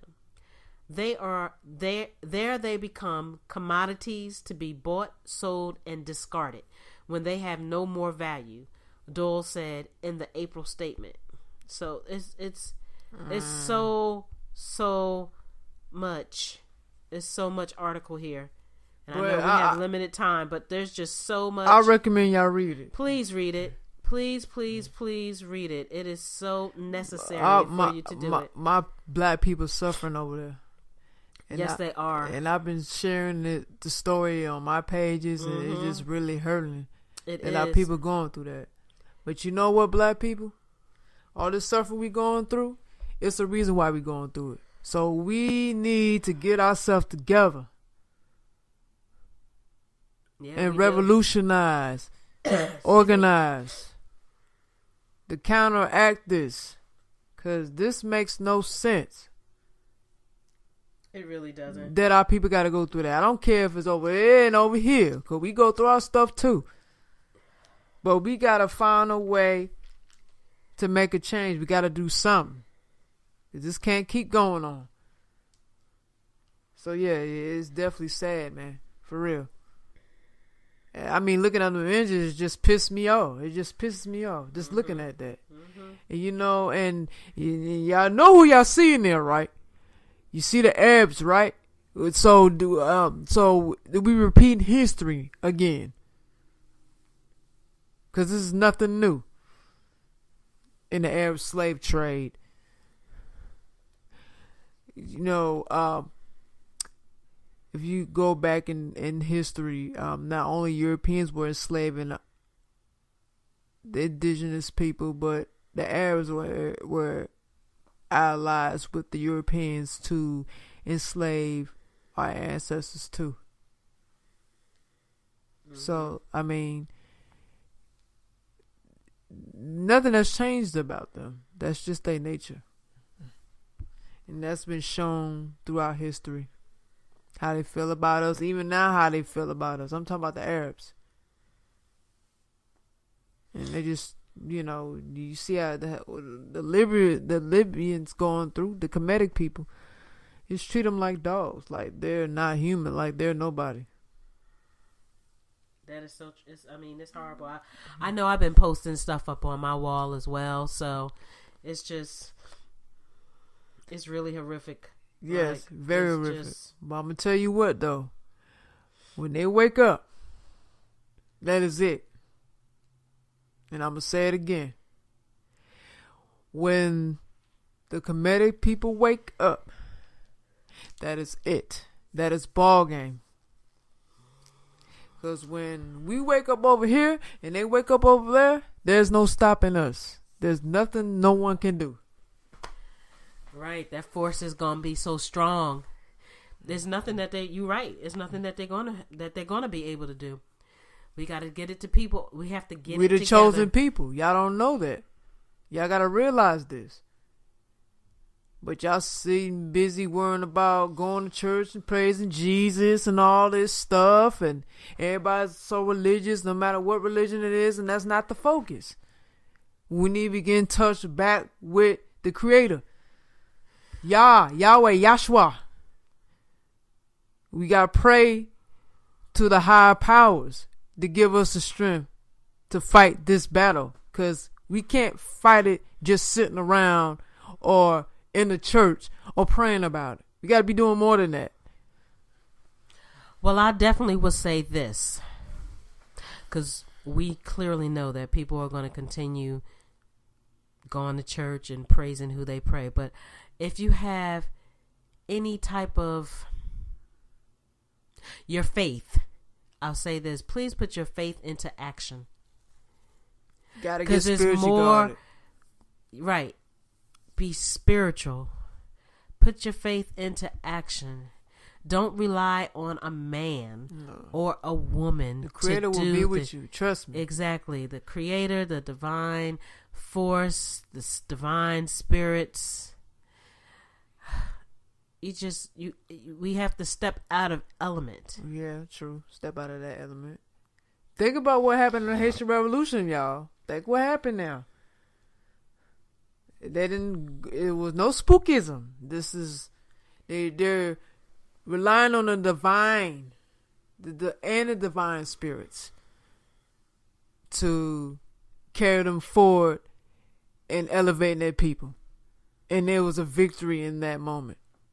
So I want y'all to keep that one event in the indigenous timeline in mind, because that's very important for us right now. That's what we need to tap back into. If we're going to win this war, you got to be spiritually armored. There's no way around it. Because we're not going to win. We got to be honest with ourselves. Because being physically armed is not enough. It is not going to be enough. Not in the spiritual war we battling right now. Them top elites and all these people with power got everything behind them. Not just physical. The spiritual realm behind them. Maybe on the dark side of it. But they're still able to get the help because they tapping into that. They know the truth. They know what those kind of energies can do for them. And that's why they control the world now. I could go in depth, but that's enough right there. Just quickly before Uno reads her article, I'm just going to read this small portion because you can read it at your free time. It's coming from Newsweek.com. Again, it's coming from Newsweek.com. Nigerian slaves have organs, harvested bodies, mutilated, and are set on fire. Horrifying pictures claim. So you can read this, but I just wanted to read this a little bit. They have an update. A burnt corpse hanging upside down. Excuse me. 3 men standing side by side. Excuse me, guys. Standing side by side with scars covering the wounds from their stolen internal organs. Human beings for sale. Those are the searing images of the modern-day slavery taking place across Libya, posted by a former Nigerian minister after a CNN investigation revealed that Nigerian migrants were being sold into slavery by smugglers for $200. Jesus, Roasted alive, tweeted former Nigerian aviation minister Femi Fani Coyote. This is what Libyans do to sub-Saharan Africans who are looking for a transit. Oh, sub-Saharan. Yeah, sub-Saharan. Saharan. To sub-Saharan Africans who are looking for a transit point to Europe. They sell them into slavery and either murder, manipulate, torture, or work them to death. They have videos. They have this picture. It is just that's on our Instagram. Mm-hmm. I have a story on that on there. It's. Oof. I don't need to know them. They are just our brothers and our sisters that's out here getting this done, and it's so sad. It's really. But what we gonna do, black people? What's up? What we gonna do? What's up, now? What can we do? What do we do? Right. What solutions. What? I guess realistic, for a better word. What solutions do we do? Because they are our brothers and sisters over there. You know? So yeah, I'd be really interested in what type of solutions, what type of protocol, what type of, I don't know, something that we can do. We don't want to forget about our folks over here, but we don't want to forget about our people over there as well. So I just read that little bit. It was coming from newsweek.com. And that was posted on December 1st, 2017. So it's still a recent article. Oh, yeah. Okay. Well, I do have a story about Libya. It's really short, and I might reiterate certain parts that you said, but it's not long though. So if I repeat something, listeners, please forgive me. But this is from Aljazeera.com, which is ALJAZEERA.com. Migrants for sale, slave trade in Libya. So, African refugees have long used Libya as a gateway to Europe, but many are now facing abuse, exploitation, and trafficking. Libya's UN-backed government says it is investigating allegations that hundreds of African refugees and migrants passing through Libya are being bought and sold in modern-day slave markets. According to reports, the trade works by preying on the tens of thousands of vulnerable people who risk everything to get to Libya's coast and then across the Mediterranean to Europe, a route that has been described as the deadliest route on earth. Libya is the main gateway for people attempting to reach Europe by sea, with more than 150,000 people making the crossing in each of the past 3 years. The refugees, are from several African countries, and they say they have fled war, poverty, and unemployment in their countries. They have taken a tough journey through the desert, and they have paid people smugglers to get to Libya to try to cross the Mediterranean to Europe. With the security and financial collapse in Libya, human trafficking and smuggling have become a booming trade, says Mohammed Abdel Wahid, reporting from a detention center in the Libyan capital, Tripoli. Modern-day slavery is widespread around the world, and Libya is by no means unique, but what's particularly shocking is that this has happened effectively in the open, where people can go to a farmhouse, place a bid, and end up owning a human being. There is no proper registration process for the tens of thousands of refugees arriving in Libya. According to reports, the business of detention centers is unsupervised in some parts of Libya, and stories of torture, rape, and forced labor have emerged. When the centers get too crowded, people are then allegedly sold off like goods in an open market. Survivors have told the UN's migration agency that they use smartphones to connect with people smugglers to get them to Libya's coast, and that they were then sold, being held for ransom, used as forced labor, or for sexual exploitation.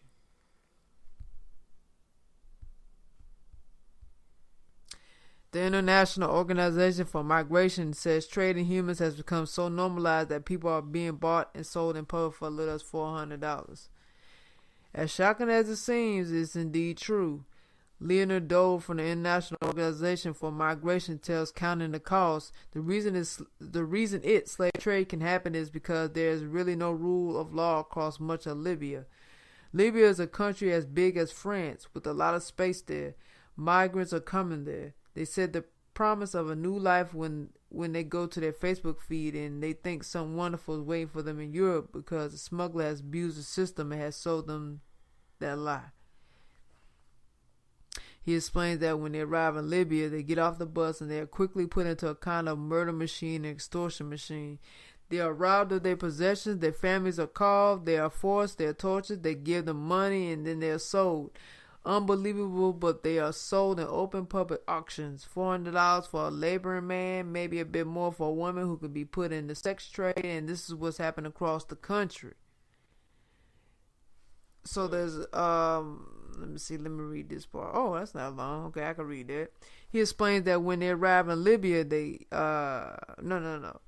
Dole stresses that this issue shows that the international community should pay more attention to post-Gaddafi Libya, which Gaddafi was trying to help the Kemetic people, but he got assassinated. That's a whole nother story. Yeah, okay. So there's an international responsibility to help. What is particularly important now is that this issue is reaching global attention, says Dole. Modern day slavery is widespread around the world, and Libya is by no means unique. It's happening in the developed countries of the world as well as the undeveloped countries. But what's particularly shocking is that this is happening effectively in the open, where people can go to a farmhouse, place a bid, and end up owning a human being. So that's coming from AlJazeera.com, and I want to read one more for you guys. This one here, I saw this on Facebook, and I decided to read this article. This is from Atlanta Black Star. This headline says, Squalid Libya migrant camps in spotlight at EU Africa Summit. This was published in December 2nd, 2017, and that other article I just read was recent too, just so you know. Okay. Abidjan, Ivory Coast. European Union and African leaders. Wait, really? Let's start it again. You want to act retarded. Okay. Alright. European Union and African leaders pledged Wednesday to do more to help thousands of migrants stranded in squalid detention centers in Libya, the main jumping off point for desperate people setting out in unseaworthy boats in search of better lives in Europe. While youth and development are the main themes of their EU Africa Summit in Ivory Coast, migration is an agenda-topping issue pushing further into the public eye after recent footage of migrants at a slave trade in Libya.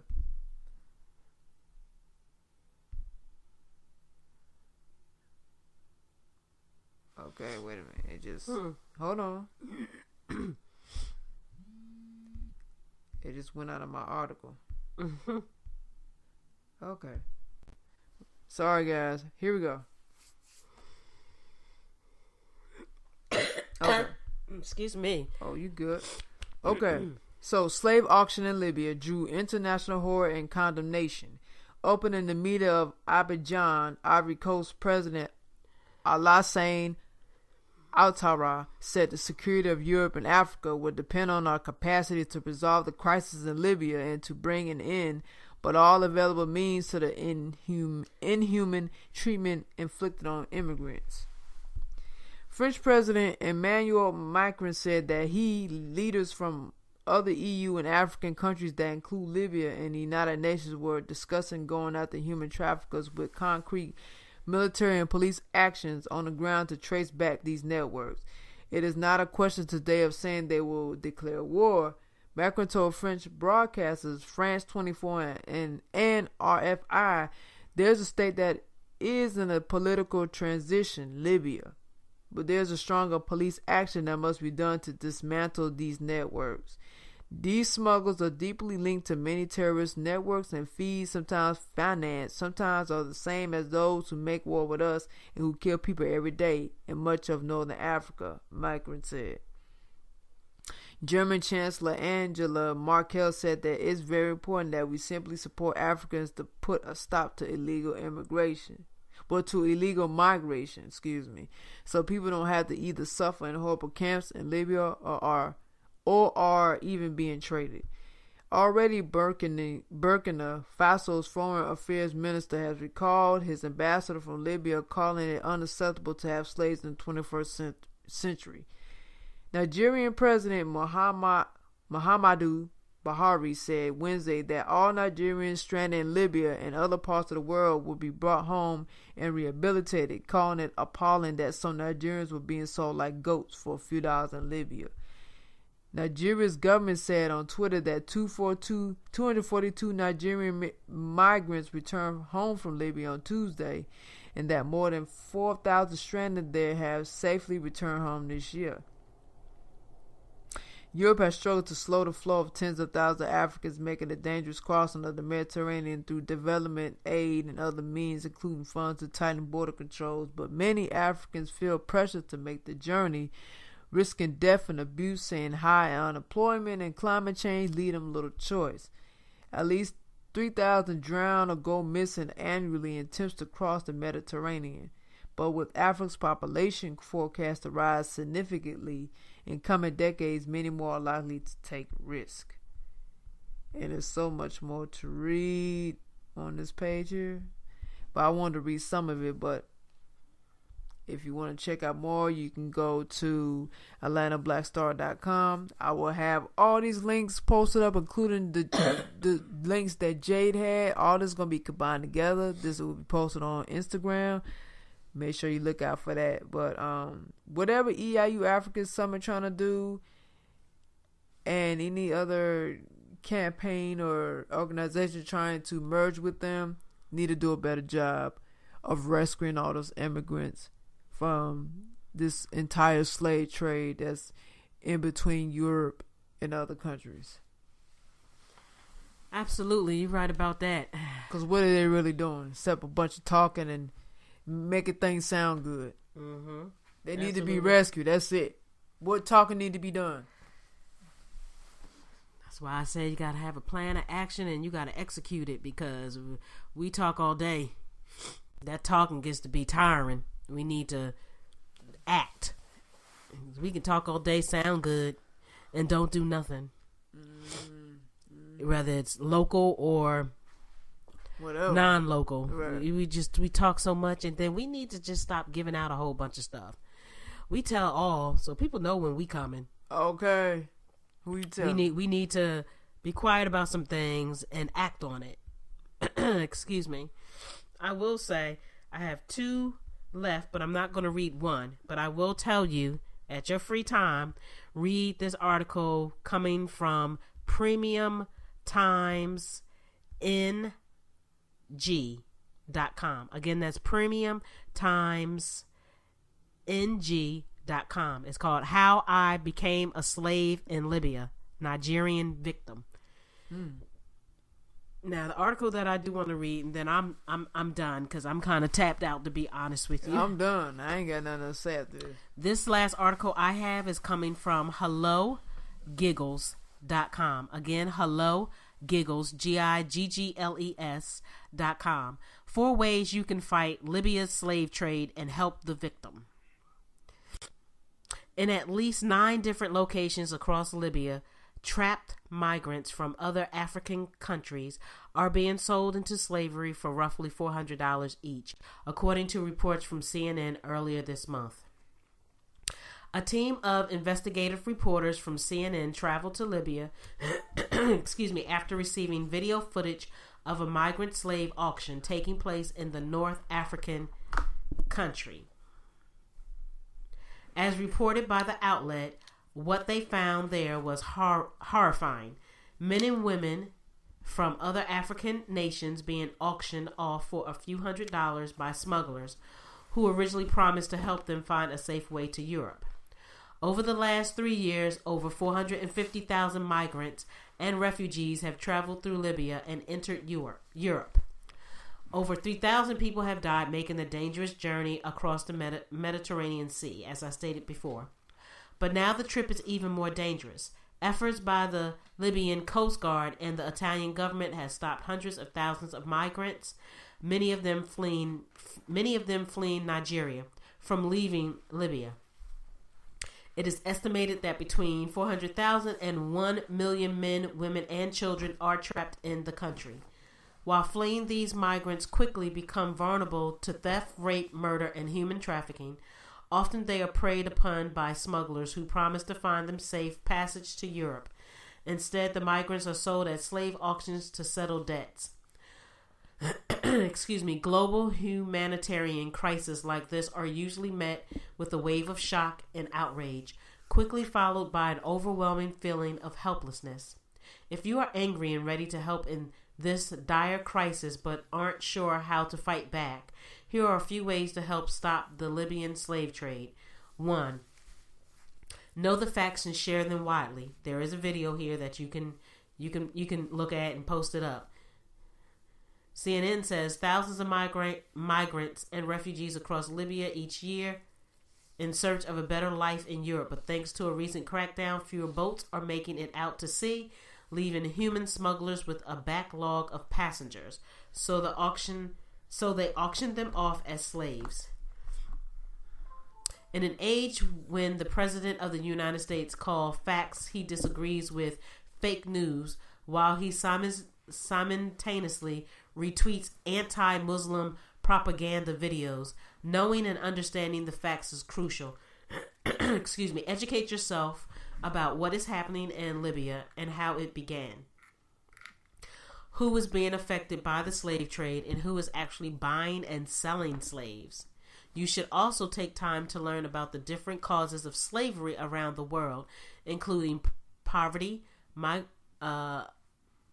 migration, and the global demand for cheap labor and cheap goods. Once you've brushed up on the facts, share them widely. Spread the word about the atrocities in Libya using your social media accounts. Talk about it in everyday conversation. If you hear someone repeat a false claim about the crisis or you're faced with a person who tries to refute it, stand your ground and give them the facts. 2. Contact U.S. representatives and reach out to global leaders to demand action. Yes. Oh no, go ahead, read that first. I'm about to say something to that. If you are concerned about the slave trade in Libya, you can help. Contact Ambassador Nikki Haley and urge her to make Libya a priority at the UN. Her Twitter is at Nikki Haley. So NIKKIHALEY. 2. Contact the UN and urge them to do an investigation and create a responsible plan. 3. Support at IOM_Libya, LIBYA. You want to say something before I keep going? No, keep going, then I'll say it. Since news broke about the slave trade in Libya, there has been a global public outcry for world leaders to step in and prevent further atrocities. People have been sharing their outrage on social media and across opinion pages, while others have taken to the streets to protest their government's inaction. If you want to make sure your voice is heard, contact Nikki Haley, the U.S. Ambassador to the United Nations. You can also write to the UN to express your concern and show support for their current initiative to begin investigating the Libyan slave trade. 3. Shop smarter and hold businesses accountable for the role they play in the global slave trade. I want to know what businesses these is, because if I find out, I'm not supporting it. Right. Polaris, it's at Polaris_project. I don't know if they're going to have that information. Maybe they will. But I'm sure they have a website, so I can just go right to it. Vulnerable migrants are being sold as slaves in Libya. This is happening effectively in the open, where people can go to a farmhouse, place a bid, and end up owning a human being. In order to put an end to slavery, we have to stop enabling it to flourish. That means changing our consumer behavior and demanding businesses to be held accountable for their role in using, promoting, and enabling slavery around the world. According to several reports, technology companies like Facebook may make it easier for smugglers to promote their slave auctions by allowing them to broadcast videos of captive migrants on the platform. Other businesses have been accused of using slave labor, slave labor to keep their production costs low, including H&M, Nestle, and most recently, Haribo. Haribo, you know what that is. Haribo, the gummy bear company. It's with that gold package. The gold package. Yeah. If you want to combat slavery around the world, make conscious decisions about where you shop and what you buy. As the old saying goes, the customer is always right. So demand that brands and corporations aren't complicit in the crisis. Write to them and express your concerns. 4, support anti-slavery efforts and organizations. This says from IOM Libya, tragic news of 183 migrants embarking on dangerous Mediterranean journey in search for better life opportunities. 30 migrants lost their lives, among them 2 children. IOM assisted survivors with food, water, and medical help. IOM expanding psychosocial support for all survivors. There are tens of millions of enslaved people around the world. In order to put an end to this global epidemic, it's important to not only raise awareness about Libya's current crisis, but to support the organizations working every day to fight modern slavery. To express your support, donate to anti-slavery organizations like Anti-Slavery International, Free the Slaves, Save the Children, and the Polaris Project. You can also help support broader efforts that combat the root causes of slavery, including those by the International Organization for Migration, IOM, to reform migrant detention, and the United Nations Refuge Agency to provide critical emergency services for refugees around the world. It is terrifying to think that in 2017, men, women, and children are being sold into slavery every day. But by understanding how it happens, who is responsible for it, and how it can be stopped, you can help in this global crisis. To find more ways to fight back, check out Bustle's list of ways to help end slavery around the world. So that's some information for you guys. That came from HelloGiggles.com. I wanted to say something. I wanted to speak on that one part you read,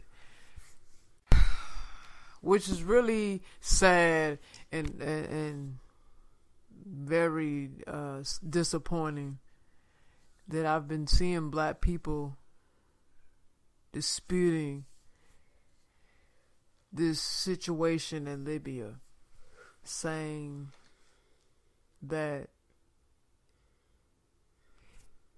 this is staged or this is fake, and you can't believe what the media tells you. Why all of a sudden it's coming out now?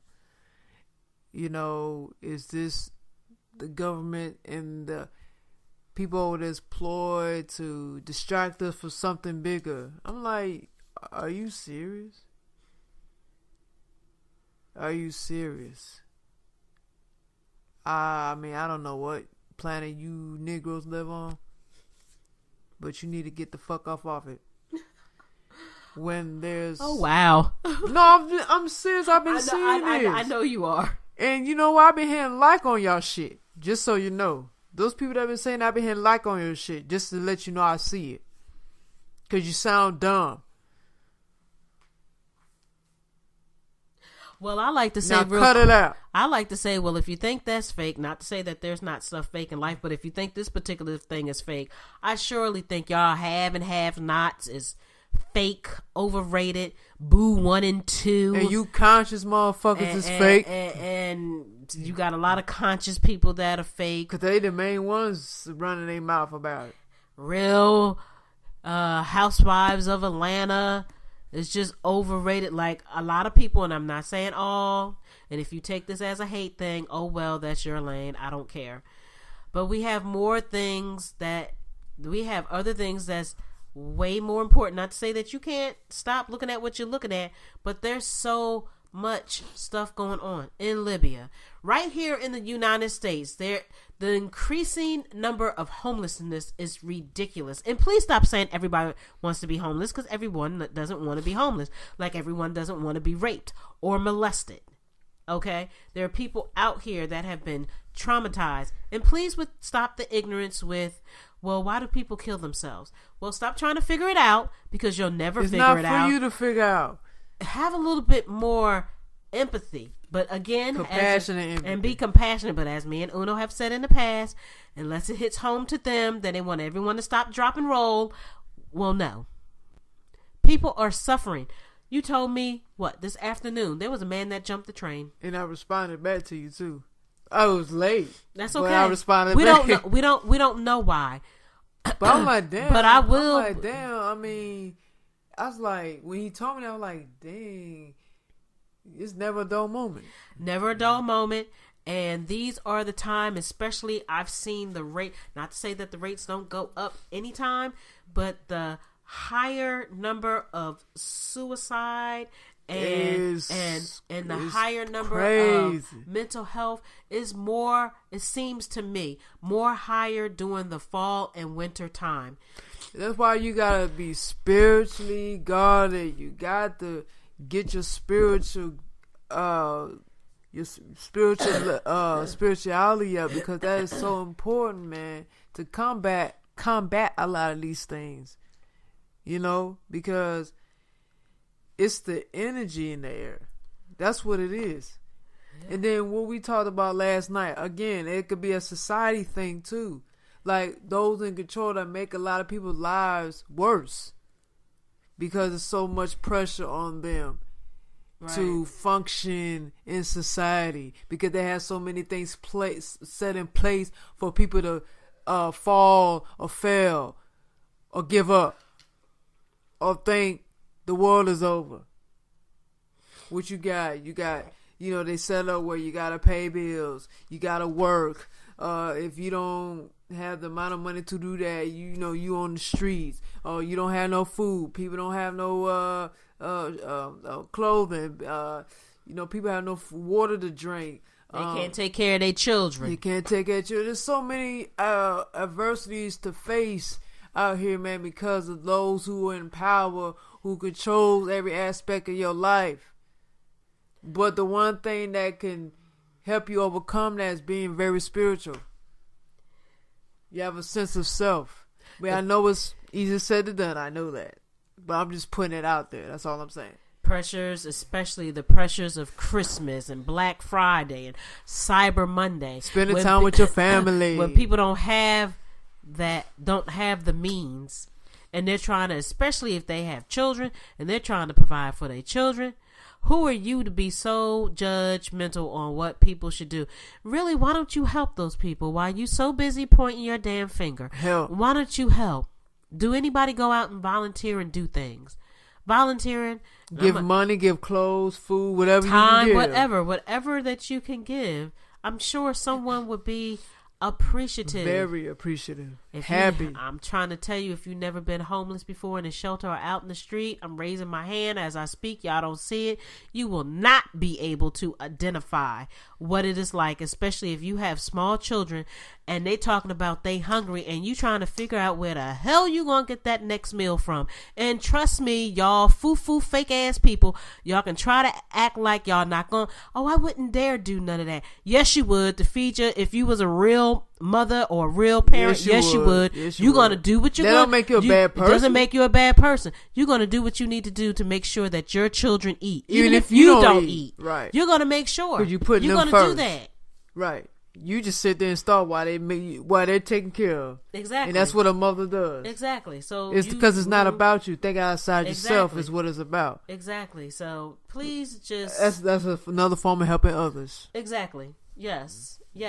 And funny because even though I was homeless and I've been in a shelter and I've been on the street and my children were young and I put them up, I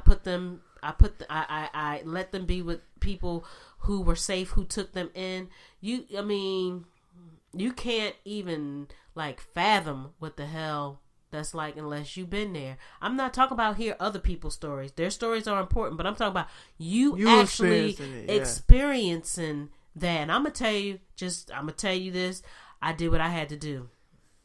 So I'm gonna leave it at that. I did what I had to do. Okay, ain't no shame there. I ain't no shame. Hey. I don't feel guilty. I would do it again. Survival. That's what it's about. Yes, survival. But my thing is why you had to go through that. Because again, what's set up in society and how they place all these obstacles on humanity, to knock them off their square spiritually, right? And they do things that they wouldn't even do. You know, this world is suffering, man. Like, real talk. Like, it's just crazy. Exactly. And you may not always have the support of your family, because sometimes your family can be your worst enemy.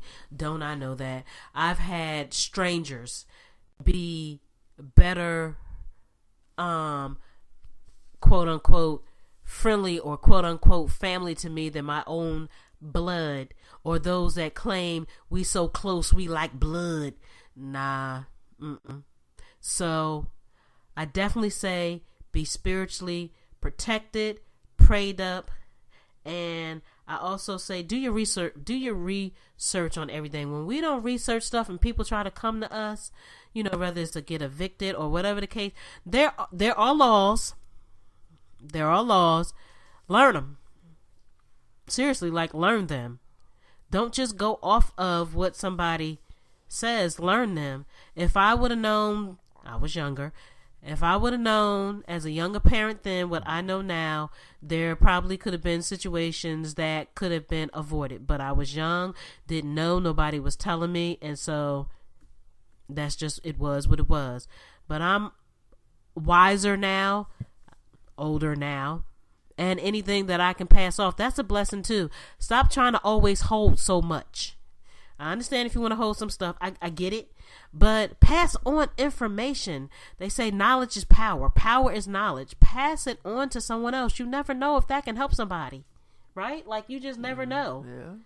You don't know. You had that mentality. I got mine. You got to get yours. And well, maybe. Okay, to a degree, you're right.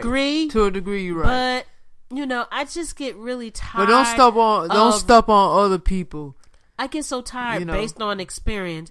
These religious people that I come in contact with every day, that they know have so that much uppity ass attitude. Like, okay, don't you know as quick as you got it, it can be taken away from you. You can be on your butt, and all of it will be taken away. They're the worstest people. They're the worstest people to me. And I'm not saying all religious people. I'm saying just based on what I've observed, what I've heard, what I've seen. So just stop. Vice versa. What I've seen and experienced. Right. Just stop. Not saying in religion, because I've met people all walks of life. Just religious of wherever you come from. I've experienced from all sides, not just Christian people. Oh yeah. So, religious people. That's why I just kept it just religious. Right. Ooh, they something else. We said that at the same time. Ooh, they something else. They just I all over the place. No, they be all over the place. I don't like to be bothered with people, okay? That's why I just stay to myself, because I ain't got time. Just ain't got the time. But I will say with the Libya thing, when I saw my black people saying that on social media, I was very sad and disappointed with that. I mean, how dumb can you be to not believe that our people is going through that right now? And thinking that this is supposed to be a media ploy to entertain someone, when this is actually going on. It doesn't matter the time or when it came out. The whole point of it that it came out. And it was probably meant to come out now. Mm-hmm. Maybe at that the past, it probably wasn't just not the time. You know, people knew what was going on, but to actually see the visual in the moment we are in now is great. Because now we can really see things for what it is. And it's an enlightenment. So that's how y'all need to be looking at this. Because this is nothing to pass off. Because our people are suffering over there. You right about that. I mean, I couldn't believe they was saying that mess on the damn internet. Like, for real, though? Okay. That's how we doing it? But if it happened to them, they want everybody's support and help and cooperation and all of that. People talking about they didn't have all the facts and information, so it's not that real. Okay. Some people can be selfish or selfless. And when it happens to them, you're supposed to stop everything and help them. Well, just like it's slavery over there in Libya. It's slavery over here too. It's slavery over here in the United States. What is the difference? Jail is the same thing. Right. Jail is the same form of modern day slavery. And a lot of black people are suffering in that. So you gonna say that's not real either? Right. Oh, you know it's real because it happens every day, right? And you see it publicly all the time. Well, just because it's happened here doesn't mean it doesn't happen somewhere else. It still has validity just as much as the stories you hear of it in America. True. And I truly believe this shit is going on in Libya. I really believe that. Yes, I know what's going on. I know it is. It just don't make no sense, black people. Y'all need to do better. That shit even came out your mouth. And now, they be sitting here running their mouths on goddamn social media all these years. Talking about, okay, you know, we need to know the truth about things. And there's stuff going on that people need to know. And then when it's coming out, now you don't believe it. Now you question it because the timing of it. What the fuck the timing got to do with anything? Who cares if it came out this year? Sadly, you just don't have people. Sadly, you have non-disbelievers. Sadly, you have people that just don't care. You just don't have people that obviously care. But for the like-minded people that do care, and it's something that you can do, even if it's a small thing, I'm sure that it would be very much appreciative. Oh, yeah. Absolutely. Even if it's writing to Nikki Haley and the ambassador's office and things of that nature. Oh, yeah. I'm sure that would be very much appreciative. We'll get y'all ass in Libya and go do something about it then. Yeah, why don't y'all go visit Libya, see how that's gonna work. Right, since y'all don't believe it, since it's just some kind of fairy tale or something. So go ahead and take your ass to Libya and find out was really real. You know what I'm talking about? Go on over there and find out for yourself. Just like the Centoya Brown situation. There's black people on the internet spewing the fuckery about the validity of her story and the timing of her story. Once again. Have any of y'all ever been pimped out? I mean, because I know that it happens. I've met several young ladies from where I used to work at doing security, that it was very much real. And some of them are still in the game. They can't get out. And if they get out, it's through death. You're right. Or jail. And so it's real. It's real here. Like that, that's very high in Atlanta. Yeah, she was in the pedophilia ring. So, ooh. You're right. It is high up in Atlanta, though. ATL something serious, y'all, with the child trafficking. Yes. Human trafficking. Let me be specific. Human trafficking is very active in ATL, and it's sad, and it's disturbing. They're getting younger and younger.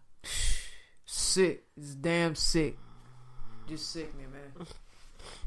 So, On that note, we like to thank those that may have been listening. We like to thank you in advance for listening to the replay. Again, I apologize. I'm very congested. I got through this show. She's under the weather. I am under the weather. But it's okay though. But She's it's gonna all feel better. good. I'm gonna feel better in a day or two. You pushed through, Jay. I'm pushing through this show like I always do. You did a good job. And thank you for helping me out. Thank Yes, you, ma'am. my lovely co-host. Got to all the time. And we want to give out our social media. Okay, we're gonna make it quick then, cause we is doing overtime.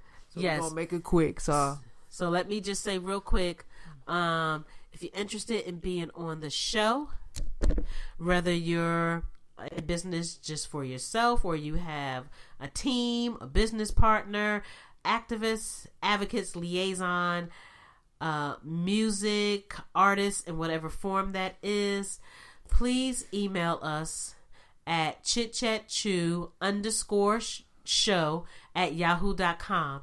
Again, that's chitchatchew_show@yahoo.com. Everything, for the most part of it, we both look at the email.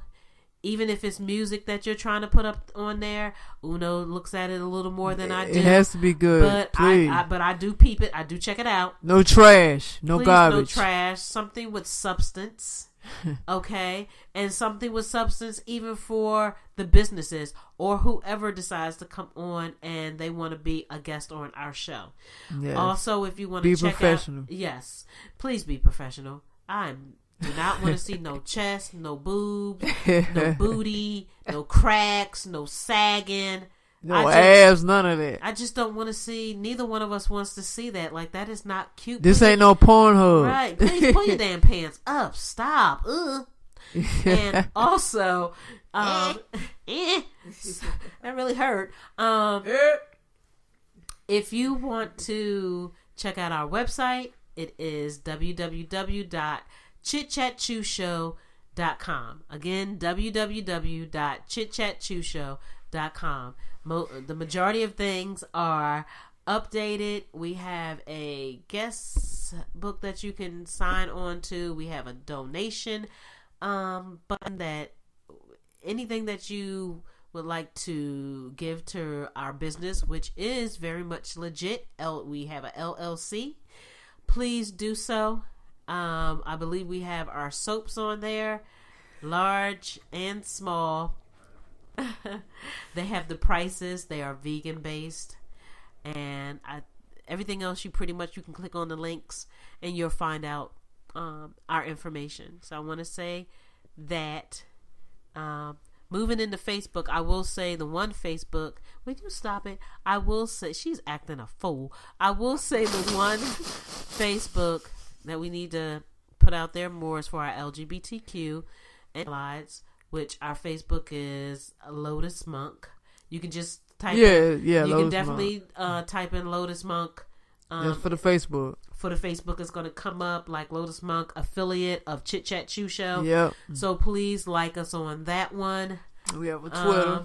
We have a Twitter as well with Lotus Monk, which Projects. is Lotus Monk Projects. So you can definitely like us on that. Back to the Facebook real quick. The group that you can join is Lotus Monk Radio Show. Make sure you like us on that one. We have a Facebook group. You mean Chit Chat Chew Radio Show? I'm sorry. Oh, Lotus, boy. Okay, What the hell? I'm sorry. Let's try. My apologies. Let's try that again. Chit Chat Chew Radio Show. Radio Show. My apologies. Chit Chat Chew Radio Show. No. Chit Chat Chew Radio Group. Oh my! You can like us. I'm so congested. But y'all get it. Y'all damn get it, shit. So, you can do the other Facebooks. Okay, I'm gonna make it quick. Watch this. Okay, Facebook, we have a page, Chit Chat Chew Show, LLC. Make sure you like us on Facebook. We have a Instagram, which is at Chit Chat Chew Show. Make sure you like us on Instagram. We have a SoundCloud. Make sure you like us on there at Chit Chat Chew Show. All our shows are on there. Everything's updated from the recent to the current. We also have a YouTube just put in Chit Chat Chew Show. Make sure you subscribe to our channel. Make sure you hit the bell for notifications about our show. Like and comment on our YouTube videos. We appreciate it. Thank you so much. We have a Vimeo, Chit Chat Chew Show. Make sure you follow us on Vimeo. And we have a Twitter at chit_chat_chew.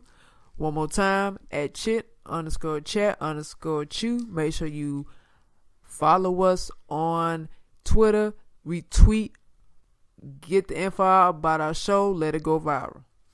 We have the Be Authentic pages. Be Authentic pages. Okay, so we have a Facebook, which is at Be Authentic.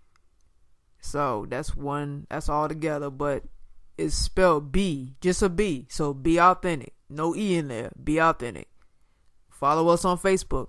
We also have a Twitter, same thing, Be Authentic. So it's B_. We got an underscore on our Instagram. So it's B_authentic. Well, actually, it's Be Authentic Products. So it's B_authentic products on Instagram.